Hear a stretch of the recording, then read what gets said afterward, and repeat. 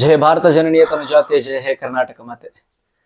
ವೀಕ್ಷಕರೇ, ಮತ್ತೊಮ್ಮೆ welcome back to thanks with uncle ಈ ಪಾಡ್ಕಾಸ್ಟ್ ಚಾನಲ್. ಮಾತೃಭಾಷೆಯನ್ನ ಮರಿಬೇಕು, ದಯವಿಟ್ಟು ಕನ್ನಡವನ್ನ ಕಲಿಸಿ ನಿಮ್ಮ ಮಕ್ಕಳಿಗೆ. ಈ ಒಂದು ಸಂಚಿಕೆ ತುಂಬಾ ವಿಶೇಷವಾಗಿರ್ತಕ್ಕಂಥ ಸಂಚಿಕೆ. ಕಳೆದ ಎಪಿಸೋಡ್ನಲ್ಲಿ ಅಥವಾ ಕಳೆದ ವಿಡಿಯೋದಲ್ಲಿ ನೀವು ನೋಡಿದ್ರಿ, ಓರ್ವ ಸಾಧಕರು ಅವರ ಜೀವನ ಚರಿತ್ರೆಯನ್ನು ನಮ್ಮ ಮುಂದೆ ತಗೊಂಡ್ಬಂದಿದ್ರು. ಇವತ್ತು ಅದೇ ತರ ಬಹಳ ವಿಶೇಷ ಸಾಧಕರು, ವಿಶೇಷರಲ್ಲಿ ವಿಶೇಷ ಸಾಧಕರು ಅಂತ ನಾನು ಏನಕ್ಕೆ ಹೇಳಕ್ಕೆ ಇಷ್ಟಪಡ್ತೀನಿ ಅಂದ್ರೆ, ಹಳ್ಳಿಯಿಂದ ಬಂದು ತಿಲ್ಲಿವರೆಗೂ ಹೆಸರು ಮಾಡಿ ಇವತ್ತು ಕನ್ನಡ ನಾಡಿನ ಶ್ರೇಷ್ಠ ಬಾಡಿ ಬಿಲ್ಡರ್ಗಳಲ್ಲಿ ಇವರು ಕೂಡ ಒಬ್ರು. ಸೊ ಇವ್ರನ್ನ ನಮ್ಮ ಚಾನಲ್ನ ವಾಡಿಕೆಯಂತೆ ಕನ್ನಡದ ಬಾವುಟವನ್ನು ಕೊಟ್ಟು ಸಾಧಿಸೋಣ. ಸರ್, ನಂದೊಂದು ಅಭ್ಯಾಸ ಇದೆ, ನನ್ನ ಚಾನಲ್ಗೆ ಯಾರೆಲ್ಲ ಗೆಸ್ಟ್ ಆಗಿ ಬರ್ತಾರೆ ಅವ್ರಿಗೆಲ್ಲ ಒಂದು ಕನ್ನಡದ ಬಾವುಟವನ್ನು ಕೊಡ್ಬೇಕನ್ನೋದು ನನ್ನ ಚಾನಲ್ ಅಭ್ಯಾಸ ಬೆಳೆಸ್ಕೊಂಡಿದ್ದೀನಿ. ಸೊ ನಿಮಗೂ ಕೂಡ ಪ್ರೀತಿಯ ಸ್ವಾಗತ. Thanks with uncle. Thank you. Thanks. ಫ್ಲಾಗ್ ನಿಮಗೆ. ಎಸ್ ವೀಕ್ಷಕರೇ, ಇವ್ರನ್ನ ನೀವು ಇನ್ಸ್ಟಾಗ್ರಾಮ್ ಅಲ್ಲಿ ನೋಡಿರ್ತೀರಾ ಅಥವಾ ದೊಡ್ಡ ದೊಡ್ಡ ಬಾಡಿ ಬಿಲ್ಡಿಂಗ್ ಶೋಸ್ಗಳಲ್ಲಿ ನೋಡಿರ್ತೀರಾ. ಇವ್ರನ್ನ ನೋಡಿದಾಗ ಎಲ್ಲರೂ ಅನ್ಕೊಂತಾರೆ, ಎಸ್ ದ ಮ್ಯಾನ್, ನಾವ್ ಹೆಂಗಿರ್ಬೇಕು ಅನ್ನೋದನ್ನ ಒಂದು ರೋಲ್ ಮಾಡೆಲ್, ಎಕ್ಸಾಂಪಲ್ ಅನ್ನೋ ತರ ಇವ್ರ ಲೈಫ್ ಇದೆ. ಬಿಕಾಸ್ ದಾವಣಗೆರೆ ಅಂತಕ್ಕಂಥ ದಾವಣಗೆರೆ ಹತ್ರ ಎಲ್ಲೋ ಒಂದು ಹಳ್ಳಿಲಿ ಹುಟ್ಟಿ ಇವತ್ತು ಬೆಂಗಳೂರು ಅಂತ ಒಂದು ನಗರಕ್ಕೆ ಬಂದು ಕರ್ನಾಟಕ ಸ್ಟೇಟ್ ರಿಸರ್ವ್ ಪೊಲೀಸಲ್ಲಿ ಪೊಲೀಸ್ ಸಿಬ್ಬಂದಿಯಾಗಿ ಕಾರ್ಯನಿರ್ವಹಿಸುತ್ತಾ ಬರೀ ಪೊಲೀಸ್ ಸಿಬ್ಬಂದಿಯಾಗಿ ಕಾರ್ಯನಿರ್ವಹಿಸ್ತಾ ಇಲ್ಲ, ಎಷ್ಟೋ ಜನರಿಗೆ ಉದಾಹರಣೆಗಳಾಗಿದ್ದಾರೆ. ಒಂದು ವಿಶೇಷವಾಗಿರ್ತಕ್ಕಂಥ ಇವ್ರ ಸಾಧನೆ ಹೇಳ್ಬೇಕಂದ್ರೆ, ನಾವೆಲ್ಲರೂ ಇಂಡಿಯಾ ಮತ್ತೆ ಪಾಕಿಸ್ತಾನ್ ಕ್ರಿಕೆಟ್ ಮ್ಯಾಚ್ ಎಷ್ಟು ಕ್ರೇಜ್ ಆಗಿ ನೋಡ್ತೀವಲ್ಲ, ಅದೇ ತರ ಇಂಡಿಯಾ ಮತ್ತೆ ಪಾಕಿಸ್ತಾನ್ ಬಾಡಿ ಬಿಲ್ಡಿಂಗ್ ಶೋ ಅಲ್ಲಿ ಭಾರತಕ್ಕೆ ಬಂಗಾರದ ಪದಕವನ್ನು ತಂದುಕೊಟ್ಟಿರ್ತಕ್ಕಂಥ ವಿಶೇಷ ಸಾಧಕರು ನಮ್ಮ ಜೊತೆ ಇದ್ದಾರೆ. ಬನ್ನಿ ಅವರ ಜೀವನ ಚರಿತ್ರೆಯನ್ನ ಕೇಳ್ತಾ ಹೋಗೋಣ. ಅವರ ಲೈಫ್ ಸ್ಟೋರಿ ಏನಿದೆ ಅಂತ ಕೇಳೋಣ. ಅವ್ರು ನಡೆದ ಬಂದು ಹಾದಿಗಳನ್ನ ನಾವು ಕೇಳ್ತಾ ಹೋಗೋಣ. ಈ ವಿಡಿಯೋ ನಿಮ್ಗೆ ಎಷ್ಟು ಇಷ್ಟ ಆಗುತ್ತೆ ಅನ್ನೋದನ್ನ ನೀವು ಲೈಕ್, ಶೇರ್, ಸಬ್ಸ್ಕ್ರೈಬ್ ಮುಖಾಂತರ ತೋರಿಸಿ ಅವರಿಗೂ ಅದೇ ರೀತಿ ಪ್ರೀತಿ ಕೊಡೋಣ. ಬನ್ನಿ ಮಾತಾಡಿಸ್ತಾ ಹೋಗೋಣ. ಸರ್ ನಮಸ್ತೆ, welcome back to thanks with uncle. ನಮಸ್ತೆ ಸರ್. ದಾವಣಗೆರೆ ಟು ಡೆಲ್ಲಿಯಿಂದ ಆಚೆ ಲಾಹೋರ್, ಅಲ್ಲಿಗೆ ಹೋಗಿ ಪದಕವನ್ನು ತಗೊಂಡ್ರಿ. ಸರ್, ಈ ಜರ್ನಿ ಯಾವ ತರ ಇತ್ತು ಸರ್? ನಿಮ್ಮ ಬಾಲ್ಯದ ದಿನಗಳು ಯಾವ ತರ ಕಳೆದ್ರಿ ಸರ್? ಎಲ್ಲಿ ಶುರು ಆಯ್ತು ಸರ್? ನೀವು ಜರ್ನಿ ಎಲ್ಲಿಂದ ಶುರು ಆಯ್ತು ಸರ್? ನಮಸ್ಕಾರ ಸ್ನೇಹಿತರೆ. ಇವ್ರು ಹೇಳ್ದಂಗೆ ನನ್ನ ಹೆಸರು ಅಂತಾರಾಷ್ಟ್ರೀಯ ದೇಹದಾರ್ಢ್ಯ ಕ್ರೀಡಾಪಟು LM ಕರಿಬಸಪ್ಪ. ನಾನು ಸ್ನೇಹಿತರೆ, ನನ್ನ ಹುಟ್ಟೂರು ದಾವಣಗೆರೆ. ನಾವು ದಾವಣಗೆರೆನಲ್ಲಿ ಅಲ್ಲಿ ನಮ್ಮ ಬೀರೇಶ್ವರ ವ್ಯಾಯಾಮಶಾಲೆ ಅಂತ ಇದೆ. ಸೊ ನಾನು ಅಲ್ಲಿ ಪ್ರಾಕ್ಟೀಸು ಮಾಡ್ತಾ ಇದ್ದೆ. ಅದಕ್ಕಿಂತ ಮೊದಲು ನಮ್ಮ ತಂದೆಯವರು ಕುಸ್ತಿ ಕ್ರೀಡಾಪಟು. ಅವರು ಸಾಕಷ್ಟು ಕುಸ್ತಿಗಳಲ್ಲಿ ಅವರು ತುಂಬ ಫೇಮಸ್ ಆಗಿದ್ರು, ಪ್ರಖ್ಯಾತಿಗೊಂಡಿದ್ರು. ನಾವಿನ್ನೂ ಹುಟ್ಟಿಲ್ಲ ಅನ್ಸುತ್ತೆ, ಅವಾಗೆಲ್ಲ ಅವರು ನಮ್ಮ ತಂದೆಯವರು ತುಂಬ ಕುಸ್ತಿಯಲ್ಲಿ ಆಡ್ತಾ ಇದ್ರು. ನಮಗೆ ಅದ್ರ ಬಗ್ಗೆ ಅಷ್ಟು ನಾಲೆಡ್ಜ್ ಇರಲಿಲ್ಲ. ನಮ್ಮ ಮನೆಯಲ್ಲೂ ಕೂಡ ನನ್ನನ್ನು ಒಬ್ಬ ಕುಸ್ತಿ ಕ್ರೀಡಾಪಟುವನ್ನಾಗಿ ಮಾಡ್ಬೇಕಂತ ನಮ್ಮ ಮನೇಲಿ ಎಲ್ರಿಗೂ ಆಸೆ ಇತ್ತು. ಬಟ್ ನಾನು ನಾಗಣ್ಣ ಗರಡಿ ಮನೆಯಲ್ಲಿ ಕುಸ್ತಿ ಆಡ್ತಾ ಇದ್ದೆ. ಕಾಲಕ್ರಮೇಣ ಕುಸ್ತಿ ಆಡುವಾಗ ಅಲ್ಲಿ ದುಗ್ಗಮ್ಮ ಜಾತ್ರೆ ಅಂತ ಬರ್ತದೆ, 2 ವರ್ಷಕ್ಕೊಂದ್ಸಲ ನಡೆಯುತ್ತೆ. ಆ ಜಾತ್ರೆಲ್ಲೂ ಕೂಡ ನಾನು ಕುಸ್ತಿ ಆಡಿದ್ದೀನಿ. ಕುಸ್ತಿ ಆಡೋ ಸಂದರ್ಭದಲ್ಲಿ ಕೈಗೆ ಸ್ವಲ್ಪ ಏಟಾಯ್ತು. ಆ ಏಟಾದ ಕಾರಣ ಮತ್ತೆ ನಾನು ಗರಡಿ ಮನೆಗೆ ಪ್ರಾಕ್ಟೀಸ್ಗೆ ಅಲ್ಲೂ ಕುಸ್ತಿ ಆಡೋದಕ್ಕೆ ಕಷ್ಟ ಆಗ್ತಾ ಇತ್ತು. ನಂತರ ನಾನು ಅಲ್ಲಿ ನಮ್ಮ ದಾವಣಗೆರೆಯಲ್ಲಿ ಶ್ರೀ ಬೀರೇಶ್ವರ ವ್ಯಾಯಾಮಶಾಲೆ ಅಂತ ಇದೆ. ಸೊ ಅಲ್ಲಿಗೋಗಿ ನಾನು ಸೇರಿಕೊಂಡೆ. ನಾನು ಅಲ್ಲಿ ಸೇರಿಕೊಂಡಾಗ 1988 ಇರ್ಬೋದು ಅನಿಸುತ್ತೆ. ಅವಾಗ 5 ರೂಪಾಯಿ ಫೀಸು. 5 ರೂಪಾಯಿ ಫೀಸು. ನಮ್ಮ ಮನೇಲಿ ಹೋಗಿ ಹೇಳಿದೆ, ನಾನು ಈ ಥರ ಜಿಮ್ಗೆ ವ್ಯಾಯಾಮಶಾಲೆಗೆ ಹೋಗ್ಬೇಕು, 5 ರೂಪಾಯಿ ಫೀಸ್ ಕೊಡಿ ಅಂತ ಕೇಳಿದಕ್ಕೆ ಭಾಳ ತೊಂದರೆ. ಅವಾಗ ಭಾಳ ಕಷ್ಟ ದಿನಗಳಂತ ಒಂದು ಕಾಲ ಅದು. ನಂತರ ನಾನು ಆ ಟೈಮಲ್ಲಿ ನಾನು ಒಂದು SSLC ಪಾಸ್ ಆಗಿ PUC ಟೈಮಲ್ಲಿ ನಾನು ಜಿಮ್ ಸೇರ್ಕೊಂಡಿದ್ದು. ಸೊ ಅದಾದ್ಮೇಲೆ ನಾನು ಬೀರೇಶ್ವರ ವ್ಯಾಯಾಮಶಾಲೆಯಿಂದ ನಾನು ಅಲ್ಲಿ ಪ್ರಾಕ್ಟೀಸ್ನ ಮಾಡಕ್ಕೆ ತೊಡಗಿದೆ. ನಾನು ಶಾಲೆ ಎಲ್ಲ ಓದಿದ್ದು ಮಹಾತ್ಮ ಗಾಂಧಿ ಸ್ಕೂಲಲ್ಲಿ ನಾನು SSLC ಮಾಡಿದೆ ದಾವಣಗೆರೆಯಲ್ಲಿ. ಅಲ್ಲೇ MGMRHS ಅಂತಂದು ನಮ್ಮ ದಾವಣಗೆರೆಯಲ್ಲಿ ಹೈಸ್ಕೂಲ್ ಮಾಡಿದೆ. ಅಲ್ಲಿಂದ ಮತ್ತೆ ನಾನು ಡಾಕ್ಟರ್ ಡಿ ಮಂಜುನಾಥ್ ಪದವಿ ಪೂರ್ವ ಕಾಲೇಜಲ್ಲಿ PUC ಮಾಡಿದೆ. ನಂತರ ಡಿಗ್ರಿ ಬಂದ್ಬಿಟ್ಟು ಡಾಕ್ಟರ್ ಜಾಕಿರ್ ಹುಸೇನ್ ಪ್ರಥಮ ದರ್ಜೆ ಕಾಲೇಜಲ್ಲಿ ಅಲ್ಲಿ ನಾನು BA ಮಾಡಿದೆ. ನಾನು ಪ್ರಾರಂಭ ಮಾಡಿದ್ದು ಆಕ್ಚುಲಿ ನಾನು ಗರಡಿ ಮನೆಯಿಂದನೇ ನಾನು ಪ್ರಾರಂಭ ಮಾಡಿದ್ದು ಕುಸ್ತಿ ಆಡ್ತಾ ಇದ್ದಿದ್ದು.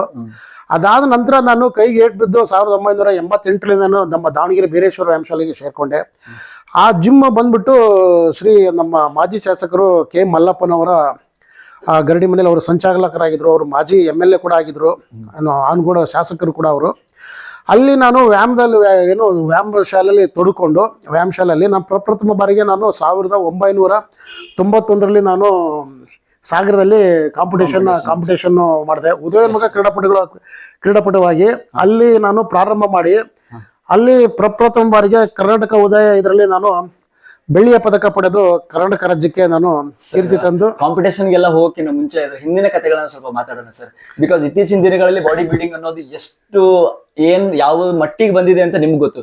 ಬಿಕಾಸ್ ನನಗಿನ್ನ ಚೆನ್ನಾಗಿ ನಿಮ್ಗೆ ಗೊತ್ತು ಹೆಂಗ್ ಬರ್ತಾ ಇದೆ, ಅದರದ್ದು ಬ್ಯಾಕ್ ಗ್ರೌಂಡ್ ಏನು, ಈ 4 ದಿನದಲ್ಲಿ ಬಾಡಿ ಮಾಡ್ತಾರೆ, 5 ದಿನದಲ್ಲಿ ಬಾಡಿ ಮಾಡ್ತಾರೆ. ಎಷ್ಟೋ ಜನ ಹೇಳ್ತಾರೆ ಎಷ್ಟು ಇಂಜೆಕ್ಷನ್ಸ್ ತಗೋಬೇಕು ಸರ್. ಇಂಜೆಕ್ಷನ್ ತಗೊಂಡ್ರೆ ಮಾತ್ರ ಬಾಡಿ ಬರುತ್ತಾ? ಟ್ಯಾಬ್ಲೆಟ್ಸ್ ತಗೊಂಡ್ರೆ ಮಾತ್ರ ಬಾಡಿ ಬರುತ್ತಾ? ಪೌಡರ್ ತಗೊಂಡ್ರೆ ಮಾತ್ರ ಬಾಡಿ ಬರುತ್ತಾ? ನೋಡಿ, ಈಗ ನಾನು ನಿಮ್ಗೆ ಹೇಳ್ತಿರೋದು ಏನಂದರೆ, ಮನುಷ್ಯನಿಗೆ ಜೀವನದಲ್ಲಿ ಏನಾದರೂ ಸಾಧಿಸ್ತೀನಿ ಅಂತ ಛಲ ಇರಬೇಕು. ಆ್ಯಕ್ಚುಲಿ ಈಗ ಬಂದ್ಬಿಟ್ಟು ಈಗ ಡಿಜಿಟಲ್ ಕಾಲ ಅಂದರೆ ಈಗ ಎಲ್ಲ ಸಾಮಾಜಿಕ ಜಾಲತಾಣಗಳು, ಗೂಗಲ್ಗಳೆಲ್ಲ ನಿಮ್ಗೆ ಏನೇ ಬೇಕಂದ್ರೆ ನಿಮ್ಗೆ ಈಸಿಯಾಗಿ ಸಿಗ್ತಾ ಇದೆ. ನಾವು ಪ್ರಾರಂಭ ಮಾಡಿದಾಗ ಅವಾಗ ಕುಸ್ತಿ ಆಡ್ಕೊಂಡು ನಾವು ಬಾಡಿ ಬಿಲ್ಡಿಂಗ್ ಮಾಡ್ಬೇಕಂದಾಗ ನಾವು ಏನು ತಿನ್ಬೇಕು, ಏನು ಮಾಡಬೇಕು ಅಂತ ನಮಗೂ ಕೂಡ ಏನೂ ಗೊತ್ತಿಲ್ಲ. ಆಗ ತಿಳಿದಂಥವ್ರು ನಮ್ಮ ಕುಸ್ತಿ ಕ್ರೀಡಾಪಟುಗಳು ಹಿರಿಯರು ಇರ್ಬೋದು, ಅಥವಾ ನಮ್ಮ ಬೀರೇಶ್ವರ ವ್ಯಾಯಾಮ ಶಾಲೆಯಲ್ಲಿ ನಮ್ಮ ಟ್ರೈನರ್ SV ಸುಧಾಕರ್ ಕಾಮತ್ ಅವರು ಕೂಡ ಇಂಟರ್ನ್ಯಾಷನಲ್ ಮಾಡಿದರು. ಅವರು ಏನು ಹೇಳ್ತಾರೋ, ಅವರು ಏನು ನಮಗೆ ತೋರಿಸ್ಕೊಡ್ತಾ ಇದ್ರು, ನಾವು ಅದನ್ನ ಆ ಥರ ನಾವು ತಿಂತಾ ಇದ್ವಿ. ಯಾಕಂದರೆ ಇವಾಗೆಲ್ಲ ಏನು ಮೆಡಿಸಿನ್ಸ್ ಎಲ್ಲ ಬಂದಿದೆ, ಎಲ್ಲ ನಿಮಗೆ ಈಸಿಯಾಗಿ ಸಿಗ್ತಾ ಇದೆ. ನಾವು ಪ್ರಾರಂಭ ಮಾಡಿದಾಗ ಅವಾಗ ಮನುಷ್ಯನಿಗೆ ಊಟ ಸಿಗದೆ ಕಷ್ಟ ಇತ್ತು ಆಗಿನ ಕಾಲದಲ್ಲಿ. ಅಂದರೆ ಏನು ತಿನ್ನಬೇಕು, ಏನು ಮಾಡ್ಬೇಕಂತ ನಮಗೇನು ಗೊತ್ತಿರಲಿಲ್ಲ, ಅಷ್ಟು ನಾಲೆಡ್ಜ್ ಏನು ಗೊತ್ತಿರಲಿಲ್ಲ. ಜೀವನದಲ್ಲಿ ಸಾಧಿಸ್ಬೇಕನ್ನೋ ನಮ್ಮಲ್ಲಿ ಛಲ ಇತ್ತು. ಅವಮಾನಗಳು ನಮ್ಮ ಈಗ ಕಣ್ಣಿಗೆ ಕಾಣಿಸ್ತಾ ಇತ್ತು. ನಾವೇನಾದ್ರೂ ಒಂದು ಸಾಧನೆ ಮಾಡಬೇಕು, ಮನುಷ್ಯರಾಗಿ ಹುಟ್ಟಿದ್ದೀವಿ, ಏನಾದರೂ ಸಾಧನೆ ಮಾಡಬೇಕು ಅಂತ. ಆ ಛಲ ನಮಗೆ ಸಾಧನೆ ಮಾಡೋದಕ್ಕೆ ಒಂದು ಸ್ಫೂರ್ತಿ ಆಗಿತ್ತು ಹೊರತು, ನಾವು ಪ್ರಾರಂಭ ಮಾಡಿದಾಗ ಯಾವುದೇ ಥರ ಮೆಡಿಸಿನ್ ಆಗಲಿ, ಟ್ಯಾಬ್ಲೆಟ್ ಆಗಲಿ ಯಾವುದು ಏನೂ ಇರಲಿಲ್ಲ. ಕಾರಣ ಏನಂದ್ರೆ, ನೀವು ಯಾವುದೇ ಒಬ್ಬ ವ್ಯಕ್ತಿ ಎಲ್ಲ ಸೌಲಭ್ಯಗಳು ಸಿಕ್ಕಾಗ ಅವನು ನಿರ್ಲಕ್ಷ್ಯಕ್ಕೆ ಒಳಗಾಗ್ತಾನೆ, ಫಿಸಿಕಲಿ ಅವನು ವೀಕ್ ಆಗ್ಬಿಡ್ತಾನೆ. ನಾವು ಯಾವುದೇ ಥರದ್ದು ಸೌಲಭ್ಯಗಳು ಇಲ್ದಾನೆ ನಾವೆಲ್ಲ ಪ್ರಾರಂಭ ಮಾಡಿದ್ವಿ. ಎಕ್ಸಾಂಪಲ್, ನಾವು ನಮ್ಮ ವ್ಯಾಯಾಮ ಶಾಲೆಗೆ ನಾವು ಹೋಗಿ ಮಾಡ್ಬೇಕಂದ್ರೆ 5-6 ಕಿಲೋಮೀಟರ್ ನಾವು ನಡ್ಕೊಂಡು ಹೋಗ್ತಾ ಇದ್ವಿ. ವಾರ್ಮ್ ಅಲ್ಲೇ ಆಗ್ತಾ ಇತ್ತು. ಹೌದು, ನಡ್ಕೊಂಡು ಹೋಗ್ತಾ ಇದ್ವಿ, ನಡ್ಕೊಂಡು ಬರ್ತಾ ಇದ್ವಿ. ನಾವು ಪ್ರತಿಯೊಂದಕ್ಕೂ ಯಾವುದಕ್ಕೆ ಒಂದಾಗಲಿ ನಾವು ಓಡಾಡ್ತಾ ಇದ್ವಿ, ಎಲ್ಲಾನು ಮಾಡ್ತಾ ಇದ್ವಿ. ಮತ್ತೆ ಇನ್ನೊಂದು ಏನಂದ್ರೆ, ನಮಗೆ ಎಲ್ಲ ಗೊತ್ತಿದೆ ಅಂತ ಹೇಳ್ಬಿಟ್ಟು ನಾವು ಯಾವತ್ತೂ ಹೋಗ್ತಾ ಇದ್ದಿಲ್ಲ. ನಾವು ಎಷ್ಟೇ ಗೊತ್ತಿದ್ರು ಕೂಡ ನಾವು ಯಾವ ಗುರುಗಳು ಹೇಳ್ತಾರೋ, ನಮ್ಗೆ ಕಲಿಸ್ತಾರೋ ಅದನ್ನ ಮಾಡೋದಷ್ಟೇ ನಮಗೆ ಗೊತ್ತಾಗ್ತಾ ಇತ್ತು. ಕನ್ನಡದಲ್ಲಿ ಒಂದು ಪದ, ಅದಕ್ಕೊಂದು ಗಾದೆ ಇದೆ, ಗುರುವಿನ ಗುಲಾಮನಾಗೋ ತನಕ ದೊರೆಯದ ನಮಕೋತಿ ಅಂತ ಹೇಳಿ. ಹೌದು, ನನಗೆ ಬಂದು ಅವಾಗೆಲ್ಲ ಬಹಳ ರೇಗಿಸ್ತಾ ಇದ್ರು. ಇವನು ಕುಳ್ಳಗಿದಾನೆ, ಕರ್ಗಿದಾನೆ, ಇವನು ನೋಡಕ್ಕೆ ಎತ್ತರ ಇಲ್ಲ, ಗಾತ್ರ ಇಲ್ಲ, ಏನ್ ಬಾಡಿ ಬಿಲ್ಡಿಂಗ್ ಮಾಡ್ತಾನೆ, ಇವನು ಸುಮ್ಮನೆ ಬಾಡಿ ಬಿಲ್ಡಿಂಗ್ ಮಾಡ್ಬಿಟ್ಟು ಏನೋ 4 ಜನ ತಿನ್ನೋದು ಒಬ್ಬನೇ ತಿಂತಾನೆ ಅಂತೆ, ಅದ್ರ ಬದಲು ಎಲ್ಲರೂ ಕೆಲ್ಸಕ್ಕೆ ಹೋದ್ರೆ ಕೂಲಿ ಆದ್ರೂ ಬರ್ತದಲ್ಲ, ದುಡ್ಡಾದ್ರೂ ಬರ್ತದೆ ಅಂತ ನಮ್ಮ ಸ್ನೇಹಿತರುಗಳು ಆಡ್ಕೊಂತ ಇದ್ರು. ಸೊ ಮನೆಯಲ್ಲೂ ಕೂಡ ಕಷ್ಟ ಆಗ್ತಾ ಇತ್ತು. ಸೊ ಇಂಥ ಒಂದು ಇದರಲ್ಲಿ ಬಾಡಿ ಬಿಲ್ಡಿಂಗ್ ಅನ್ನೋದು ಇದು ನಮ್ಮ ರಿಚೆಸ್ಟ್ ಗೇಮ್. ಇದು ಒಂದು ಆನೆ ಸಾಕ್ದಂಗೆ. ಇದು ನಮ್ಮ ಇಂಡಿಯನ್ ಗೇಮ್ ಅಲ್ಲ, ಇದು ಫಾರಿನ್ ಗೇಮ್. ನಮ್ಮ ಕಲೆ ಸಂಸ್ಕೃತಿ, ನಮ್ಮ ನಾಡು ನುಡಿ ಎತ್ತಿ ಹಿಡಿಯುವಂಥ ಗೇಮ್ ಅಂದ್ರೆ ಕುಸ್ತಿ. ನಾವಿಂದ ಕುಸ್ತಿಯಿಂದ ಬಂದಿರೋದು. ಸೊ ನಾವು ಬಾಡಿ ಬಿಲ್ಡಿಂಗ್ ಅಂದ ತಕ್ಷಣ ನಾವು ಬಾಡಿ ಬಿಲ್ಡಿಂಗ್ ಕಣ್ಣಾರ ನೋಡೇ ಇಲ್ಲ, ನಾವು ಕೇಳಿ ಇಲ್ಲ. ನಾನು ಆ ಕಾಲಕ್ರಮೇಣ ಆಮೇಲೆ ಬಾಡಿ ಬಿಲ್ಡಿಂಗ್ ಅಂತ ಹೇಳ್ಬಿಟ್ಟು, ಕುಸ್ತಿ ಬಿಟ್ಟ ತಕ್ಷಣ ಬಾಡಿ ಬಿಲ್ಡಿಂಗ್ ಯಾಕೆ ಸೇರಿದೆ? ಬೇರೆ ಏನಾದ್ರು ಮಾಡ್ಬೋದಿತ್ತಲ್ಲ? ಕುಸ್ತಿಯಿಂದ ಕೈ ನೋವಾದ ತಕ್ಷಣ ನಾನು ಬಾಡಿ ಬಿಲ್ಡಿಂಗ್ ಬಂದು ಸೇರ್ಕೊಂಡಿದ್ದು. ನಮಗೆ ಈ ಬಾಡಿ ಬಿಲ್ಡಿಂಗ್ ಅಂದ ತಕ್ಷಣ ನೀವೆಲ್ಲ ಒಬ್ರು ಹೆಸರು ಹೇಳಿದ್ರೆ ನಿಮಗೆ ರೋಮಾಂಚನ ಆಗುತ್ತೆ. ಏನಂದ್ರೆ, ನಾವೇನಾದ್ರೂ ಇಷ್ಟು ಸಾಧನೆ ಮಾಡಿ ಇಷ್ಟೇನಾದ್ರೂ ಸಾಧಿಸೋದಕ್ಕೆ, ಬಾಡಿ ಬಿಲ್ಡಿಂಗ್ ಮಾಡೋದಕ್ಕೆ ಕಾರಣ ಆಗಿರೋದಂದ್ರೆ ನಿಮ್ಗೆಲ್ಲ ಗೊತ್ತಿರ್ತದೆ, ಬೇರೆ ಯಾರು ಅಲ್ಲ, ಟೈಗರ್ ಪ್ರಭಾಕರ್ ಅವ್ರ ಚಿತ್ರ ಕಾಡಿನ ರಾಜ ಚಿತ್ರ ರಿಲೀಸ್ ಆಗಿತ್ತು. ಆ ಚಿತ್ರದಲ್ಲಿ ಟೈಗರ್ ಪ್ರಭಾಕರ್ ಅವ್ರನ್ನೇ ನಾವು ನೋಡೋದಕ್ಕೆ ಹೋಗ್ತಾ ಇದ್ವಿ. ಆ ಅಜಾನುಬಾಹು ದೇಹ, ಆ ದೈತ್ಯ ಪ್ರತಿಭೆ, ಅವರ ಫೈಟಿಂಗು, ಆ ಬಾಡಿನ ನೋಡೋದಕ್ಕೆ ನಾವು ಫಿಲಮ್ ಹೋಗ್ತಾ ಇದ್ವಿ. ನಾವು ತುಂಬಾ ಆ ಸಿನಿಮಾ ನೋಡುವಂಥ ಒಂದು ವಯಸ್ಸು ಅಲ್ಲ ಅದು. ಬಟ್ ಆ ಚಿತ್ರನ ನಾವು ನೋಡ್ಬಿಟ್ಟು ನಾವು ನಿಜವಾಗ್ಲೂ ಈ ಥರದ ವ್ಯಕ್ತಿಗಳು, ಈ ಥರ ದೈತ್ಯ ಅಜಾನುಬಾಹು ದೇಹ ಇರ್ತಕ್ಕಂಥ ಮನುಷ್ಯರು ಇದ್ದಾರೆ ಅಂತ ಹೇಳ್ಬಿಟ್ಟು ಟೈಗರ್ ಪ್ರಭಾಕರ್ ಅವ್ರನ್ನ ನೋಡಿದಾಗಲೇ ನಮಗೆ ಗೊತ್ತಾಗಿದ್ದು, ಇದು ಬಾಡಿ ಬಿಲ್ಡಿಂಗ್ ಅಂದ್ರೆ ಇಲ್ಲಿ ನಮ್ಮಲ್ಲಿ ಈ ಥರ ಇರ್ತದೆ ಅಂತ. ಅದಕ್ಕಿಂತ ಮುಂಚೆ ನಾವು ಬಾಡಿ ಬಿಲ್ಡಿಂಗ್ ನೋಡಿಲ್ಲ, ನಮ್ಗೇನೋ ಗೊತ್ತಿಲ್ಲ, ಬರೀ ಕುಸ್ತಿ ಆಡ್ತಾ ಇದ್ವಿ. ಟೈಗರ್ ಪ್ರಭಾಕರ್ ಅವ್ರು ನೋಡ್ಕೊಂಡೆ ನಾವು ಜಿಮ್ ಸೇರ್ಕೊಂಡಿದ್ದು. ಹೇಳ್ಬೇಕಂದ್ರೆ ವ್ಯಾಯಾಮ ಶಾಲೆ ಸೇರ್ಕೊಂಡಿದ್ವಿ ನಾವು. ಅಲ್ಲಿವರೆಗೂ ನಾವು ವ್ಯಾಯಾಮ ಶಾಲೆ ಗೊತ್ತಿಲ್ಲ, ಕುಸ್ತಿ ಅಷ್ಟೇ ಆಡ್ತಾ ಇದ್ದಿದ್ದು. ಟೈಗರ್ ಪ್ರಭಾಕರ್ ಅವ್ರ ಪಿಕ್ಚರ್ ಕಾಡಿನ ರಾಜ ಪಿಕ್ಚರ್ ನೋಡಿದ ಮೇಲೆನೆ ನಾವು ಬಾಡಿ ಬಿಲ್ಡಿಂಗ್ ಮಾಡಬೇಕು, ಟೈಗರ್ ಪ್ರಭಾಕರ್ ಅವ್ರ ತರ ನಾವು ಚೆಸ್ಟ್ ಎಲ್ಲ ಹಿಂಗೆ ಮಾಡಬೇಕು, ಅವ್ರ ತರ ಬಾಡಿ ಬಿಲ್ಡಿಂಗ್ ಇದನ್ನ ಏನೋ ಮಾಡ್ಬೇಕಂತ ಹೇಳ್ಬಿಟ್ಟು ಮೈಕಟ್ ಬೆಳೆಸ್ಕೋಬೇಕಂತ ನಾವು ವ್ಯಾಯಾಮ ಶಾಲೆಗೆ ಓದೇ ಹೊರತು ಅಲ್ಲಿ ನಮಗೆ ಆ ಬಾಡಿ ಬಿಲ್ಡಿಂಗ್ ಅಂತ ಅಷ್ಟೊಂದು ಗೊತ್ತಿರಲಿಲ್ಲ. ಅದಾದ್ಮೇಲೆ ನಾವು ಬಾಡಿ ಬಿಲ್ಡಿಂಗ್ ಮಾಡಕ್ ಶುರು ಮಾಡಿದ್ದು. ಸರ್, ನೀವು ಜಿಮ್ಗೆ ಹೋದ ತಕ್ಷಣ ಅನ್ಕೊಂಡ್ರೆ ನಾನು ಬಾಡಿ ಬಿಲ್ಡರ್ ಆಗ್ಬೇಕು, ಅಥವಾ ಜಿಮ್ ಇವಾಗ ರೆಗ್ಯುಲರ್ ಆಗಿ ಇವಾಗಿನ ಬೇಸ್ಡಲ್ಲೂ ಜಿಮ್ಗೆ ಹೋಗ್ತಾರೆ ಬರ್ತಾರೆ ಏನೋ. ಇವಾಗ ಹೆಂಗಾಗ್ತಿದೆ ಅಂದ್ರೆ, ನಾನು ಇವಾಗ ನಾನು ಒಬ್ಬ ಯೋಗ ಟೀಚರ್ ಆಗಿರೋದ್ರಿಂದ ನನಗೆ ಗೊತ್ತು ಈ ಫೀಲ್ಡ್ ಅಲ್ಲಿ ಏನ್ ನಡೀತಾ ಇದೆ ಅಂತ ಹೇಳ್ಬಿಟ್ಟು. ಇವಾಗ ಎಷ್ಟೋ ಜನ ಜಿಮ್ಗೆ ಹೋಗ್ತಾರೆ, ಟೈಮ್ ಪಾಸ್ ಮಾಡ್ತಾರೆ, ಬರ್ತಾರೆ. ಬಟ್ ನೀವು ಹೋಗ್ಬೇಕಾದ್ರೆ ಸರ್ ಹೆಂಗಿತ್ತು? ಅವಾಗಿನ ಎಕ್ವಿಪ್ಮೆಂಟ್ಸ್ ಯಾವ ತರ ಇತ್ತು, ಅವಾಗಿನ ಸೌಲಭ್ಯಗಳು ಯಾವ ತರ ಇದ್ವು, ಅದ್ರಲ್ಲಿ ನೀವು ಹೆಂಗ್ ಅವಾಗ ವ್ಯಾಯಾಮ ಶಾಲೆ ಅಂತಂದು ಎಲ್ಲ ಜಿಮ್ನಾಸಿಯಮ್ ಫಿಟ್ನೆಸ್ ಸೆಂಟರ್ಗಳು ಈ ಥರದ್ದೆಲ್ಲ ಬಂದಿದೆ. ನಾವು ಪ್ರಾರಂಭ ಮಾಡಿದಾಗ ವ್ಯಾಯಾಮ ಶಾಲೆ ಅಂತ ಅಂದರೆ ಗರಡಿ ಮೇಲೆ ಇರ್ತಕ್ಕಂಥ ಎಕ್ವಿಪ್ಮೆಂಟ್ಸು ವ್ಯಾಯಾಮ ಶಾಲೆಯಲ್ಲಿ ಇಂಡಿವಿಜುವಲ್ ಎಕ್ವಿಪ್ಮೆಂಟ್ಸ್ಗಳು ಅಲ್ಲಿ ಅಳವಡಿಸಿರ್ತಾ ಇದ್ರು. ಇವಾಗ ಮಲ್ಟಿ ಜಿಮ್ಮು ಮತ್ತು ದೊಡ್ಡ ದೊಡ್ಡ ಸಲಕರಣೆಗಳು, ಅತ್ಯಾಧುನಿಕ ಅಂತಾರಾಷ್ಟ್ರೀಯ ಮಟ್ಟದ ಸಲಕರಣೆಗಳು ಕೂಡ ಇವು ಅಳವಡಿಸಿ ಈಗೆಲ್ಲ ಜಿಮ್ ಅಂದರೆ ಒಂದು ಬಿಸ್ನೆಸ್ ಆಗಿ ಇಲ್ಲಿ ಕನ್ವರ್ಟ್ ಆಗಿದೆ. ನಾವು ಮಾಡುವಾಗ ವ್ಯಾಯಾಮ ಶಾಲೆ ಅಂತಂದರೆ ಆ ವ್ಯಾಯಾಮ ಶಾಲೆಯಲ್ಲಿ ಹೋಗ್ತಕ್ಕಂಥವ್ರು ಆರೋಗ್ಯ ಸಂಪಾದನೆ ಮಾಡೋದಕ್ಕೆ, ದೇಶಕ್ಕೆ ಮತ್ತು ರಾಜ್ಯಕ್ಕೆ ಏನಾದರೂ ಕೀರ್ತಿ ತರೋದಕ್ಕೆ ಇವ್ರು ಏನೋ ದೇಹನ ದಂಡಿಸ್ತಾ ಇದ್ದಾರೆ ಅಂತ ಅವಾಗ ಒಂದು ಮೆಸೇಜ್ ಪಾಸ್ ಆಗ್ತಾ ಇತ್ತು. ಕೆಲವರಿಗೆ ಇವನು ಜಿಮ್ಗೆ ಹೋಗ್ತಾ ಇದ್ದಾನೆ, ಇವ್ನು ವ್ಯಾಯಾಮ ಶಾಲೆ ಹೋಗ್ತಾ ಇದ್ದಾರೆ, ಇವ್ನು ಎಲ್ಲೋ ಯಾರೋ ಹೊಡೆಯೋಕ್ಕೆ ತಯಾರಾಗ್ತದೆ ಅನ್ನೋ ಮಟ್ಟಿಗೆ ಅವಾಗ ಒಂದು ನಾಲೆಡ್ಜ್ ಇತ್ತು. ಅವಾಗ ಮಾಡ್ತಾ ಇರ್ತಕ್ಕಂಥವ್ರು ಬೆರಳೆಣಿಕೆ ಜನಗಳು ಮಾತ್ರನೇ ಮಾಡ್ತಾ ಇದ್ದದ್ದು. ಅಂದರೆ ಅವರು ದೇಶಕ್ಕೆ, ರಾಜ್ಯಕ್ಕೆ ಏನಾದರೂ ಒಂದು ಕಸರತ್ತು ಮಾಡೋದಕ್ಕೆ ಅವರು ಮಾಡ್ತಾ ಇದ್ರು ಅವಾಗ ವ್ಯಾಯಾಮ ಶಾಲೆ ಮಾಡುವಾಗ. ನಾವು ಪ್ರಾರಂಭ ಮಾಡಿದಾಗ ಅವಾಗ ಏನು ಈ ಥರದ್ದು ಸಲಕರಣೆಗಳಾಗಲಿ ಯಾವುದು ಏನು ಗೊತ್ತಿರಲಿಲ್ಲ. ಅಡ್ವಾನ್ಸ್ ಎಕ್ವಿಪ್ಮೆಂಟ್ಸ್ ಏನಿರಲಿಲ್ಲ. ಕಾರಣ ಇನ್ನೊಂದು ಏನಂದ್ರೆ ನಮಗೆ ಈ ತುಂಬಾ ದಡ್ರು ನಾವೆಲ್ಲ. ಯಾಕಂದ್ರೆ ನಮ್ಗೆ ಎಲ್ರು ಬಂದ್ಬಿಟ್ಟು ಅವಮಾನ ಮಾಡ್ತಾ ಇರೋರು, ಇವ್ನಿಗೆ ಮಾತಾಡಕ್ ಬರಲ್ಲ, ನೋಡಕ್ಕೆ ಕುಳ್ಳಗಿದ್ದಾನೆ, ಕರ್ರಗಿದ್ದಾನೆ, ಇವನ್ ಏನ್ ಮಾಡ್ತಾನೆ, ಭಾಷೆನೇ ಬರಲ್ಲ, ಮಾತಾಡಕ್ಕೆ ಬರಲ್ಲ, ಬಾಡಿ ಬಿಲ್ಡಿಂಗ್ ಹೆಂಗ್ ಮಾಡ್ತಾರೆ, ಬಾಡಿ ಬಿಲ್ಡರ್ ಅಂದ್ರೆ ಇಷ್ಟು ಗಾತ್ರ ಇರಬೇಕು, ಹಂಗಿರ್ಬೇಕು, ಹಿಂಗಿರ್ಬೇಕು ಅಂತ ಹೇಳ್ಬಿಟ್ಟು ವ್ಯಾಯಾಮ ಶಾಲೆಯಲ್ಲಿ ಕೂಡ ರೇಗಿಸ್ತಾ ಇದ್ರು. ನಮಗೆ ಅನಿಸಿದ್ದು ಒಂದೇನೆ, ಅರೆ ನಮ್ಮ ತಂದೆಯವ್ರು ಹೇಳ್ತಾ ಇದ್ರು, ಪ್ರಾಣಿಗಳಲ್ಲಿ ಅತಿ ಶ್ರೇಷ್ಠ ಪ್ರಾಣಿ ಮನುಷ್ಯ. ಮನುಷ್ಯ ಹುಟ್ಟಿದೆಯಾ, ಜೀವನದಲ್ಲಿ ಏನಾದರೂ ಸಾಧನೆ ಮಾಡು. ಮನುಷ್ಯ ಮಾತಾಡ್ತಾನೆ, ಓದ್ತಾನೆ, ಬರೀತಾನೆ, ಎಲ್ಲ ಮಾಡ್ತಾನೆ. ಪ್ರಾಣಿಗಳಾಗ್ಬಿಟ್ಟಿದ್ರೆ ನೀನು ಓದಕ್ಕಾಗುತ್ತಾ, ಮಾತಾಡೋಕ್ಕಾಗುತ್ತಾ? ಅಲ್ಲಿ ಕಸ ಇರ್ತದೆ, ಪಕ್ಕದಲ್ಲಿ ಪ್ರಾಣಿ ತಿಂತಾ ಇರ್ತದೆ, ಅದಕ್ಕೇನು ಗೊತ್ತಿಲ್ಲ. ನಿನಗೆ ಮನುಷ್ಯ ಹುಟ್ಟಿಸಿದಾನೆ ದೇವರು, ಏನಾದರೂ ಸಾಧನೆ ಮಾಡು ಅಂತೇಳಿ ನಮ್ಮ ತಂದೆಯವರು ಹೇಳ್ತಾ ಇರೋರು. ನಮ್ಮ ತಂದೆಯವರು ಲಕ್ಕೊಳ್ಳಿ ಮೈಲಪ್ಪನವ್ರು ಹೇಳ್ತಾ ಇರೋರು, ಏನಾದರೂ ಸಾಧನೆ ಮಾಡು. ಯಾಕಂದರೆ ಅವರು ಕುಸ್ತಿ ಆಡಿದ್ರು. ಅವ್ರು ಕುಸ್ತಿ ಆಡ್ಬಿಟ್ಟು ಅವ್ರು ಕುಸ್ತಿ ಆಡಿದ್ದನ್ನ ಕೆಲವೊಂದು ದಾಖಲೆಗಳು ಏನು ಫೋಟೋಗಳಿರ್ಬೋದು, ವಿಡಿಯೋಗಳಿರ್ಬೋದು, ನಾವು ಅವನ್ನ ನೋಡಿರ್ಲಿಲ್ಲ. ಅವಾಗ ಅಷ್ಟೊಂದು ತಂತ್ರಜ್ಞಾನ ಮುಂದುವರೆದಿಲ್ಲ. ನಾವು ಮಾಡೋ ಕಾಲಕ್ಕೆ ನಮ್ಗೆ ಹೇಳ್ತಾ ಇರೋರು, ವಯಸ್ಸಾಗೋದಂತ ಗ್ಯಾರಂಟಿ ನಿನಗೆ, ವಯಸ್ಸಾದ್ಮೇಲೆ ನೀನೇನು ಮಾಡೋಕ್ಕಾಗಲ್ಲ, ವಯಸ್ಸಿದ್ದಾಗ ಏನಾದ್ರು ಒಂದು ಸಾಧನೆ ಮಾಡುವಂತ ನಮ್ಮ ತಂದೆಯವರು ನಮಗೆ ಅಡ್ವೈಸು ಮಾಡ್ತಾ ಇದ್ರು. ನಮ್ಮ ತಂದೆಯವರು ಒಂದು ಗುಣ ಇತ್ತು. ಅವ್ರು ಏನಂದ್ರೆ ಎದುರುಗಡೆಗೆ ಯಾವತ್ತೂ ನಮ್ಮನ್ನ ಮುದ್ದಾಡ್ತಾ ಇದ್ದಿಲ್ಲ, ಯಾವಾಗಲೂ ಬೈತಾ ಇರೋರು. ಯಾಕೆ ಬೈತಾ ಇದ್ರಂದ್ರೆ, ನಮ್ಮನ್ನ ಮುದ್ದಾಡ್ಬಿಟ್ರೆ ಇವ್ರು ಲೇಸಿನೆಸ್ ಆಗಿ ಹೋಗ್ಬಿಡ್ತಾರೆ, ಏನಾದ್ರು ಸಾಧನೆ ಮಾಡೋಕ್ಕಾಗಲ್ಲ ಅಂತೇಳಿ ನಮ್ಮನ್ನ ಯಾವಾಗಲೂ ಬೈತಾ ಇದ್ರು. ನಮಗೆ ನೀವೇನಾದ್ರೂ ಸಾಧನೆ ಮಾಡೋದಕ್ಕೆ ನಮ್ಮನ್ನ ಹುರಿದುಂಬಿಸ್ತಾ ಇದ್ರು ನಮ್ಮ ತಂದೆಯವರು.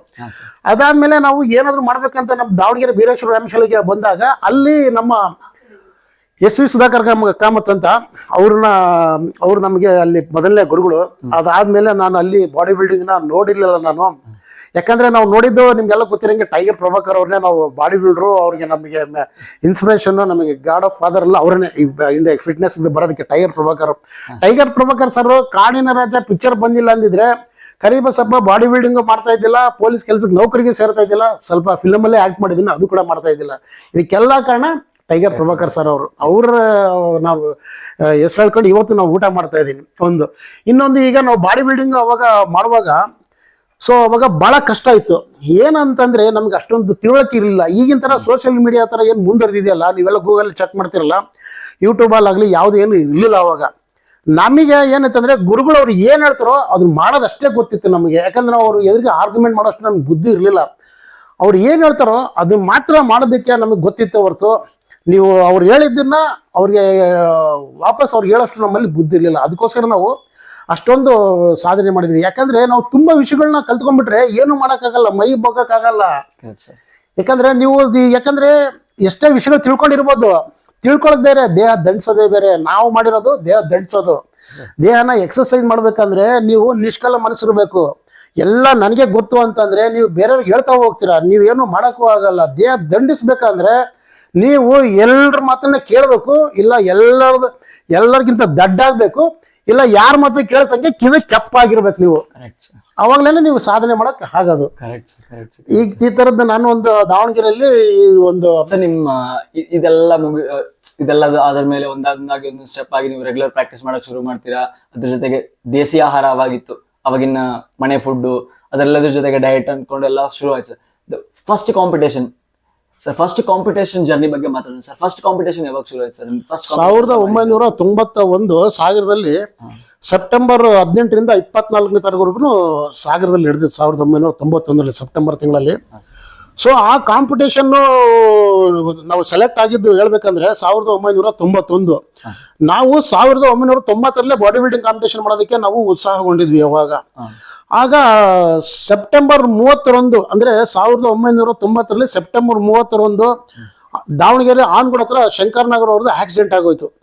ಅವಾಗ ನಾವು ಬಹಳ ಚಿಕ್ಕ ವಯಸ್ಸು, ಅವಾಗೆಲ್ಲ ಜಿಮ್ ಮಾಡ್ತಾ ಇದ್ವಿ. ನಾವು ಅಲ್ಲೇ ಇದ್ದಂಥ ಒಂದು ಸಂದರ್ಭದಲ್ಲಿ ನಾವು ಕೂಡ ಶಂಕರ್ ನಾಗರ ಬಾಡಿ ನೋಡೋದಕ್ಕೆ ಹೋಗಿದ್ವಿ. ಆನ್ಗುಡ್ ಹತ್ರ ಆಕ್ಸಿಡೆಂಟ್ ಆಗಿತ್ತು ಅವ್ರದ್ದು, ಕಂಠ ಸಕಾರು ಯಾವುದೋ ಶೂಟಿಂಗು ಬರ್ಬೇಕಾದ್ರೆ ಒಂದು ಚಿತ್ರ, ಅದು ಒಂದು ಫಿಲ್ಮ್, ಅದು ಹೆಸರು ಮರ್ತೋಗಿದೆ. ಆ ಚಿತ್ರ ಅವ್ರು ಬೆಳಗಾಂಗೆ ಹೋಗೋಂಥ ಜೋಕುಮಾರಸ್ವಾಮಿ ಅಂತ ಚಿತ್ರ ಶೂಟಿಂಗ್ಗೆ ಹೋಗೋಂಥ ವೇಳೆಯಲ್ಲಿ ಒಂದು ಆಕ್ಸಿಡೆಂಟ್ ಆಗಿ, ಆ ಸಂದರ್ಭದಲ್ಲಿ ನಾವು ಕೂಡ ಬಾಡಿ ಬಿಲ್ಡಿಂಗ್ಗೆ ಅವಾಗ ಪ್ರಿಪರೇಷನ್ ಆಗ್ತಾ ಇದ್ವಿ. ಯಾಕೆ ನಿಮಗೆ ಈ ಮಾತು ಹೇಳ್ತಾ ಇದ್ವಿ ಅಂದರೆ, ಏನಾದರೂ ಹೇಳ್ಬೇಕಂದ್ರೆ ಒಂದು ಸಾಕ್ಷಿ ಪುರಾವೆಗಳಿರ್ಬೇಕಾಗುತ್ತೆ. ನಾನು 88ರಲ್ಲಿ ಜಿಮ್ ಸೇರಿಕೊಂಡು 1990ರಲ್ಲಿ ನಾನು ಪ್ರಿಪೇರ್ ಆದೆ. ಕಾರಣಾಂತರದಿಂದ ಅವಾಗ ಪಾರ್ಟಿಸಿಪೇಟ್ ಮಾಡೋಕ್ಕಾಗಲಿಲ್ಲ. ಫಸ್ಟ್ ಕಾಂಪಿಟೇಷನ್ ಮಾಡಿದ್ದು 1991ರಲ್ಲಿ ನಾವು ಸಾಗರದಲ್ಲಿ ಕಾಂಪಿಟೇಷನ್ ಮಾಡಿದಾಗ ನಮಗೆ ಹೊಸ ಉರುಪು, ಹೊಸ ಉತ್ಸಾಹ. ಅವಾಗ ಡಯಟಿಂಗ್ ಅಂದರೆ ಏನಂತಂದು ಗೊತ್ತಿಲ್ಲ, ಏನಿಲ್ಲ. ಅವಾಗ ಸಖತ್ತಾಗಿ ತಿನ್ನೋದು, ಸಖತ್ತಾಗಿ ವರ್ಕೌಟ್ ಮಾಡ್ತಾ ಇದ್ವಿ. ಈಗಿನ ಥರ ಇಷ್ಟು ಮೊಟ್ಟೆ ತಿನ್ನೋ ಅಥವಾ ಅದನ್ನು ತಿನ್ನೋ, ಇಷ್ಟೇ ತಿನ್ನೋ ಆ ಥರದ್ದು ಏನಿಲ್ಲ. ಮನೆಗೆ ಏನಿರ್ತೋ ಚೆನ್ನಾಗಿ ಊಟ ಮಾಡ್ತಾ ಇದ್ವಿ, ಮುದ್ದೆನೂ ತಿಂತಾ ಇದ್ವಿ, ಅನ್ನನೂ ತಿಂತಾ ಇದ್ವಿ, ಸಣ್ಣಾಗಿ ಓಡಾಡ್ತಾ ಇದ್ವಿ, ಎಕ್ಸರ್ಸೈಸ್ ಮಾಡ್ತಾ ಇದ್ವಿ, ಕಲ್ಲು ಗುಂಡ್ತಾ ಇದ್ವಿ. ಕಾಂಪಿಟೇಷನ್ ನಾವು ಮಾಡಿ ಗೆದ್ವಿ ನಾವು ಅವಾಗ ನಾನು ಫಸ್ಟ್ ಕಾಂಪಿಟೇಷನ್ ಮಾಡಿದಾಗ ನನಗೆ ತೃತೀಯ ಸ್ಥಾನ ಆಯ್ತು, ಅಂದ್ರೆ ಬೆಳ್ಳಿ ಪದಕ ಆಯ್ತು. ಬೆಳ್ಳಿ ಪದಕ ಆಗಿ ಅಲ್ಲಿಂದ ನಾನು 1991ರಲ್ಲಿ ಮೈಸೂರು ದಸರಾನಲ್ಲಿ ಸೆಲೆಕ್ಟ್ ಆದೆ.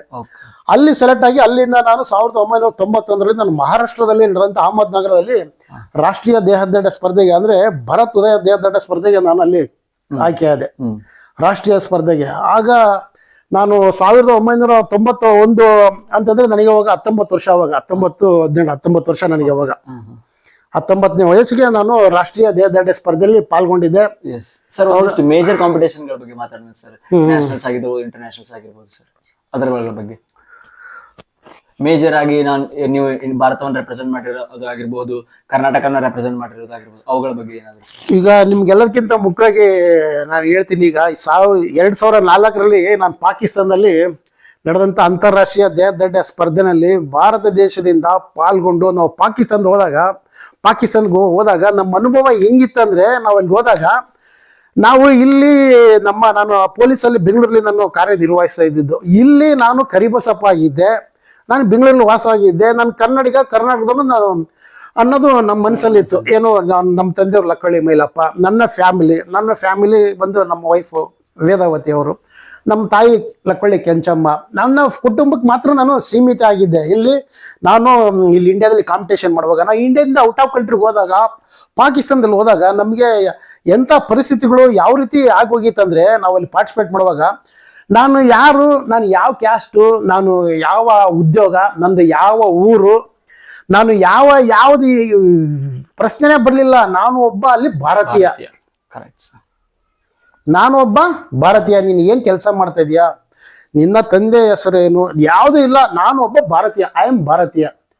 ಅಲ್ಲಿ ನಾವು ಮಾಡಿದ್ದು ಕಾಂಪಿಟೇಷನ್ ಪಾಕಿಸ್ತಾನದಲ್ಲಿ ಮಾಡಿದಂಥ ಒಂದು ಸಂದರ್ಭದಲ್ಲಿ, ಇಸ್ಲಾಮಾಬಾದಲ್ಲಿ 2004ರಲ್ಲಿ ನಾನೊಬ್ಬ ಭಾರತೀಯ. ಆ ಭಾರತೀಯ ಅನ್ನೋದೊಂದು ಬಿಟ್ಟರೆ ಐ ಆಮ್ ಇಂಡಿಯಾ ಅಷ್ಟೇ. ಇಂಡಿಯಾ ಇವರು ಅಷ್ಟೇ, ಇಂಡಿಯಾದಿಂದ ರೆಪ್ರೆಸೆಂಟ್ ಮಾಡ್ತಾ ಇದ್ದಾರೆ ಅಷ್ಟೇ. ಇಲ್ಲಿ ಗೊತ್ತು ಇವ್ರು ಕರಿಬಸಪ್ಪ ಪೊಲೀಸ್ ಎಂಪ್ಲಾಯ್ ಆಗಿದ್ದಾರೆ, ಇವರು ಈ 5 ಮಾಡಿದ್ದಾರೆ ಅಂತ. ಇಲ್ಲಿಗೆ ನಮಗೆ ಅದು ಸೀಮಿತ. ಅಲ್ಲಿ ನಾವು ಅಂತಾರಾಷ್ಟ್ರೀಯ ಮಟ್ಟದಲ್ಲಿ ಮಾಡುವಾಗ ನಾವು ನಮ್ಮ ಭಾರತ ತಂಡದಿಂದ ಭಾಗವಹಿಸೋದು. ನಾವು ಏನೇ ಸೋತ್ರು, ಏನೇ ಗೆದ್ರು ನಮ್ಮ ದೇಶ ಕಾರಣ ಆಗಿರ್ತಾ ಇದೆ. ಅಲ್ಲಿ ನಾವು ಆ ಒಂದು ಸಂದರ್ಭದಲ್ಲಿ ಮಾಡಿದಂಥ ಒಂದು ದೇಹದಾಢ್ಯ ಸ್ಪರ್ಧೆನಲ್ಲಿ, ಸ್ನೇಹಿತರೆ ನಿಮ್ಮ ಒಂದು ವಿಷಯ ಹೇಳ್ತೀನಿ. ಆಗ ಮಾಡಿದಾಗ ನನ್ನ ಜನ್ಮ ಸಾರ್ಥಕ ಆಯ್ತು ಅಂತ ಹೇಳ್ತೀನಿ. ಯಾಕಂದರೆ ನಾನು ಕರಿಬಸಪ್ಪ ಅಲ್ಲ, ನಾನು ಭಾರತೀಯ. ನಾನು ಹೇಳ್ತಾ ಇದ್ದಾರೆ, ಅಲ್ಲಿ ಅನೌನ್ಸ್ ಮಾಡ್ತಾ ಇದ್ದಾರೆ, ಈಸ್ ಇಂಡಿಯಾ ರೆಪ್ರೆಸೆಂಟ್ ಮಾಡ್ತಾ ಇದ್ದಾರೆ ಅಂತೇಳಿ. ನಾನು ಹೋಗಲ್ಲಿ ದೇಹದಾಢ್ಯ ಪ್ರದರ್ಶನ ಮಾಡುವಾಗ ನನ್ನ ಮೈ ಇದೆಲ್ಲ ನರಗಳೆಲ್ಲ ಫುಲ್ ಎಲ್ಲ ಕೂದಲೆಲ್ಲ ಎದ್ದು ಬಿಟ್ಟಿತ್ತು. ಅಂದರೆ ಅಷ್ಟರ ಮಟ್ಟಿಗೆ ನಾನು ದೇಶದಿಂದ ರೆಪ್ರೆಸೆಂಟ್ ಮಾಡ್ತೀನಿ. ನನ್ನ ಕೈಲಾದಷ್ಟು ನಾನು ದೇಶಕ್ಕೆ ಏನಾದರೂ ಒಂದು ಕೀರ್ತಿ ತರಬೇಕು. ನಾನು ನಮ್ಮ ಭಾರತ ದೇಶಕ್ಕೆ, ಕನ್ನಡ ನಾಡಿಗೆ ಏನಾದರೂ ಕೀರ್ತಿ ತರಬೇಕಂತ ಹೇಳ್ಬಿಟ್ಟು ಆವತ್ತು 2004ರಲ್ಲಿ ಅಂತಾರಾಷ್ಟ್ರೀಯ ಮಟ್ಟದಲ್ಲಿ ಪಾಕಿಸ್ತಾನದಲ್ಲಿ ಏನು ನಡೀತಲ್ಲ, ಇಸ್ಲಾಮಾಬಾದಲ್ಲಿ, ಅಲ್ಲಿ ನಾನು ಭಾಗವಹಿಸಿ ಚಿನ್ನದ ಪದಕ ಪಡೆದೆ ಅಲ್ಲಿ. ಚಿನ್ನದ ಪದಕ ಪಡೆದು ಅದಾದ ನಂತರ ನಾನು ಆ ಪದಕ ಪಡೆದಂತ ಸಂದರ್ಭದಲ್ಲಿ ನಮ್ಮ ದೇಶದ ರಾಷ್ಟ್ರ ಧ್ವಜವನ್ನ ಹಾರಿಸಿ ನಾನು ಅಲ್ಲಿ ರಾಷ್ಟ್ರಗೀತೆಯನ್ನ ಹಾಡಿಸಿದೆ. ನನಗೆ ನಾನು ಹುಟ್ಟಿದಕ್ಕೂ ಸಾರ್ಥಕ ಆಯ್ತು ಅಂತ ಹೇಳ್ತೀನಿ. ನಮ್ಮ ದೇಶದ ರಾಷ್ಟ್ರಗೀತೆಯನ್ನ ಹಾಡಿಸಿ ನಮ್ಮ ದೇಶದ ರಾಷ್ಟ್ರ ಧ್ವಜವನ್ನ ನಾನಲ್ಲಿ ಹಾರಿಸಿದೆ. ಅಲ್ಲಿ ನಂದು ಸ್ಥಿತಿ ಹೆಂಗಿತ್ತಂದ್ರೆ, ನಾನು ಒಬ್ಬ ನಮ್ಮ ದೇಶದಲ್ಲಿ ಹುಟ್ಟಿದ್ದಕ್ಕೂ ನನ್ನ ಸಾರ್ಥಕ ಆಯ್ತು, ನನ್ನ ಜನ್ಮ ಸಾರ್ಥಕ ಆಯ್ತು. ನಾನು ಅಲ್ಲಿ ಗೆದ್ದಂತ ಒಂದು ಸಂದರ್ಭದಲ್ಲಿ ತಾಯಿ ಭಾರತಾಂಬೆಗೆ ನಾನು ಸೇವೆ ಸಲ್ಲಿಸಿದ್ದೀನಿ ಅಂತ ತೃಪ್ತಿ ನನಗೆ ಸಿಕ್ತು. ಈಗಲೂ ಕೂಡ ನನಗೆ ಆ ಚಪ್ಪಾಳೆ, ಆ ಪಾಕಿಸ್ತಾನದಲ್ಲಿ ಗೆದ್ದಂತ ಒಂದು ಸಂದರ್ಭದಲ್ಲಿ ಆ ಚಪ್ಪಾಳೆಗಳು, ನಾನು ಬಾವುಟ ರಾಷ್ಟ್ರಧ್ವಜವನ್ನು ಆರಿಸಿದಂಥ ಸಂದರ್ಭದಲ್ಲಿ ಬಾವುಟ ಆರಿಸಿದಂಥ ಮತ್ತೆ ರಾಷ್ಟ್ರಗೀತೆ ಆಡಿಸಿದಂಥ ವೇಳೆಯಲ್ಲಿ ನನಗೆ ಈಗಲೂ ಕೂಡ ರಣರೋಚಕವಾಗಿ ಆ ದೃಶ್ಯ ಕಣ್ಣಿಗೆ ಯಾವಾಗ್ಲೂ ಈ ಚಪ್ಪಾಳೆ ನನಗೆ ಕಣ್ಣಿಗೆ ಇದಾಗ್ತಾ ಇರ್ತದೆ. ಯಾಕಂದ್ರೆ ನೀವೆಲ್ಲ ಅನ್ಕೊಂಡಂಗೆ ನಾನು ತುಂಬಾ ದೊಡ್ಡ ಶ್ರೀಮಂತೇನೆಲ್ಲ, ತುಂಬಾ ಬಡವ. ನಾನು ಎಲ್ರಿಗಿಂತ ನಾನು ಬಡವನೇ ಅನ್ಕೊಳ್ಳಿ, ಅದ್ರಲ್ಲಿ ಓಪನ್ ಆಗಿ ಹೇಳ್ತೀನಿ. ನಾನು ಮಾಡಿದ್ದೀನಲ್ಲ ಸಾಧನೆ, ಈ ಸಾಧನೆ ನನಗೆ ಖುಷಿ ಕೊಡ್ತಾ ಇರ್ತದೆ. ಅಲ್ಲ ಸರ್, ಮಾತಾಡ್ಬೇಕಂದ್ರೆ ಹಂಗೆ ನನ್ಗೇನ್ ಮಾತಾಡ್ಬೇಕು ಅರ್ಥ ಆಗಿಲ್ಲ, ಅದಕ್ಕೆ ನಾನು ಸುಮ್ಮನೆ ಆದೆ. ಇಸ್ಲಾಮಾಬಾದ್ ಅಲ್ಲ ಸರ್, ಇಸ್ಲಾಮಾಬಾದಲ್ಲಿ ನಡೆದಿರ್ತಕ್ಕಂಥ ಕಾಂಪಿಟೇಷನ್ ಬಂದು ಚಪ್ಪಾಳೆ ತಟ್ಟುವಷ್ಟು ಅದೃಷ್ಟವಂತರ ನಾವು ಆಗಿರ್ಲಿಲ್ಲ, ನೀವುಗಳು ಆಗಿರ್ಲಿಲ್ಲ ಅಂತ ಅನ್ಕೊಂತಿದೀನಿ.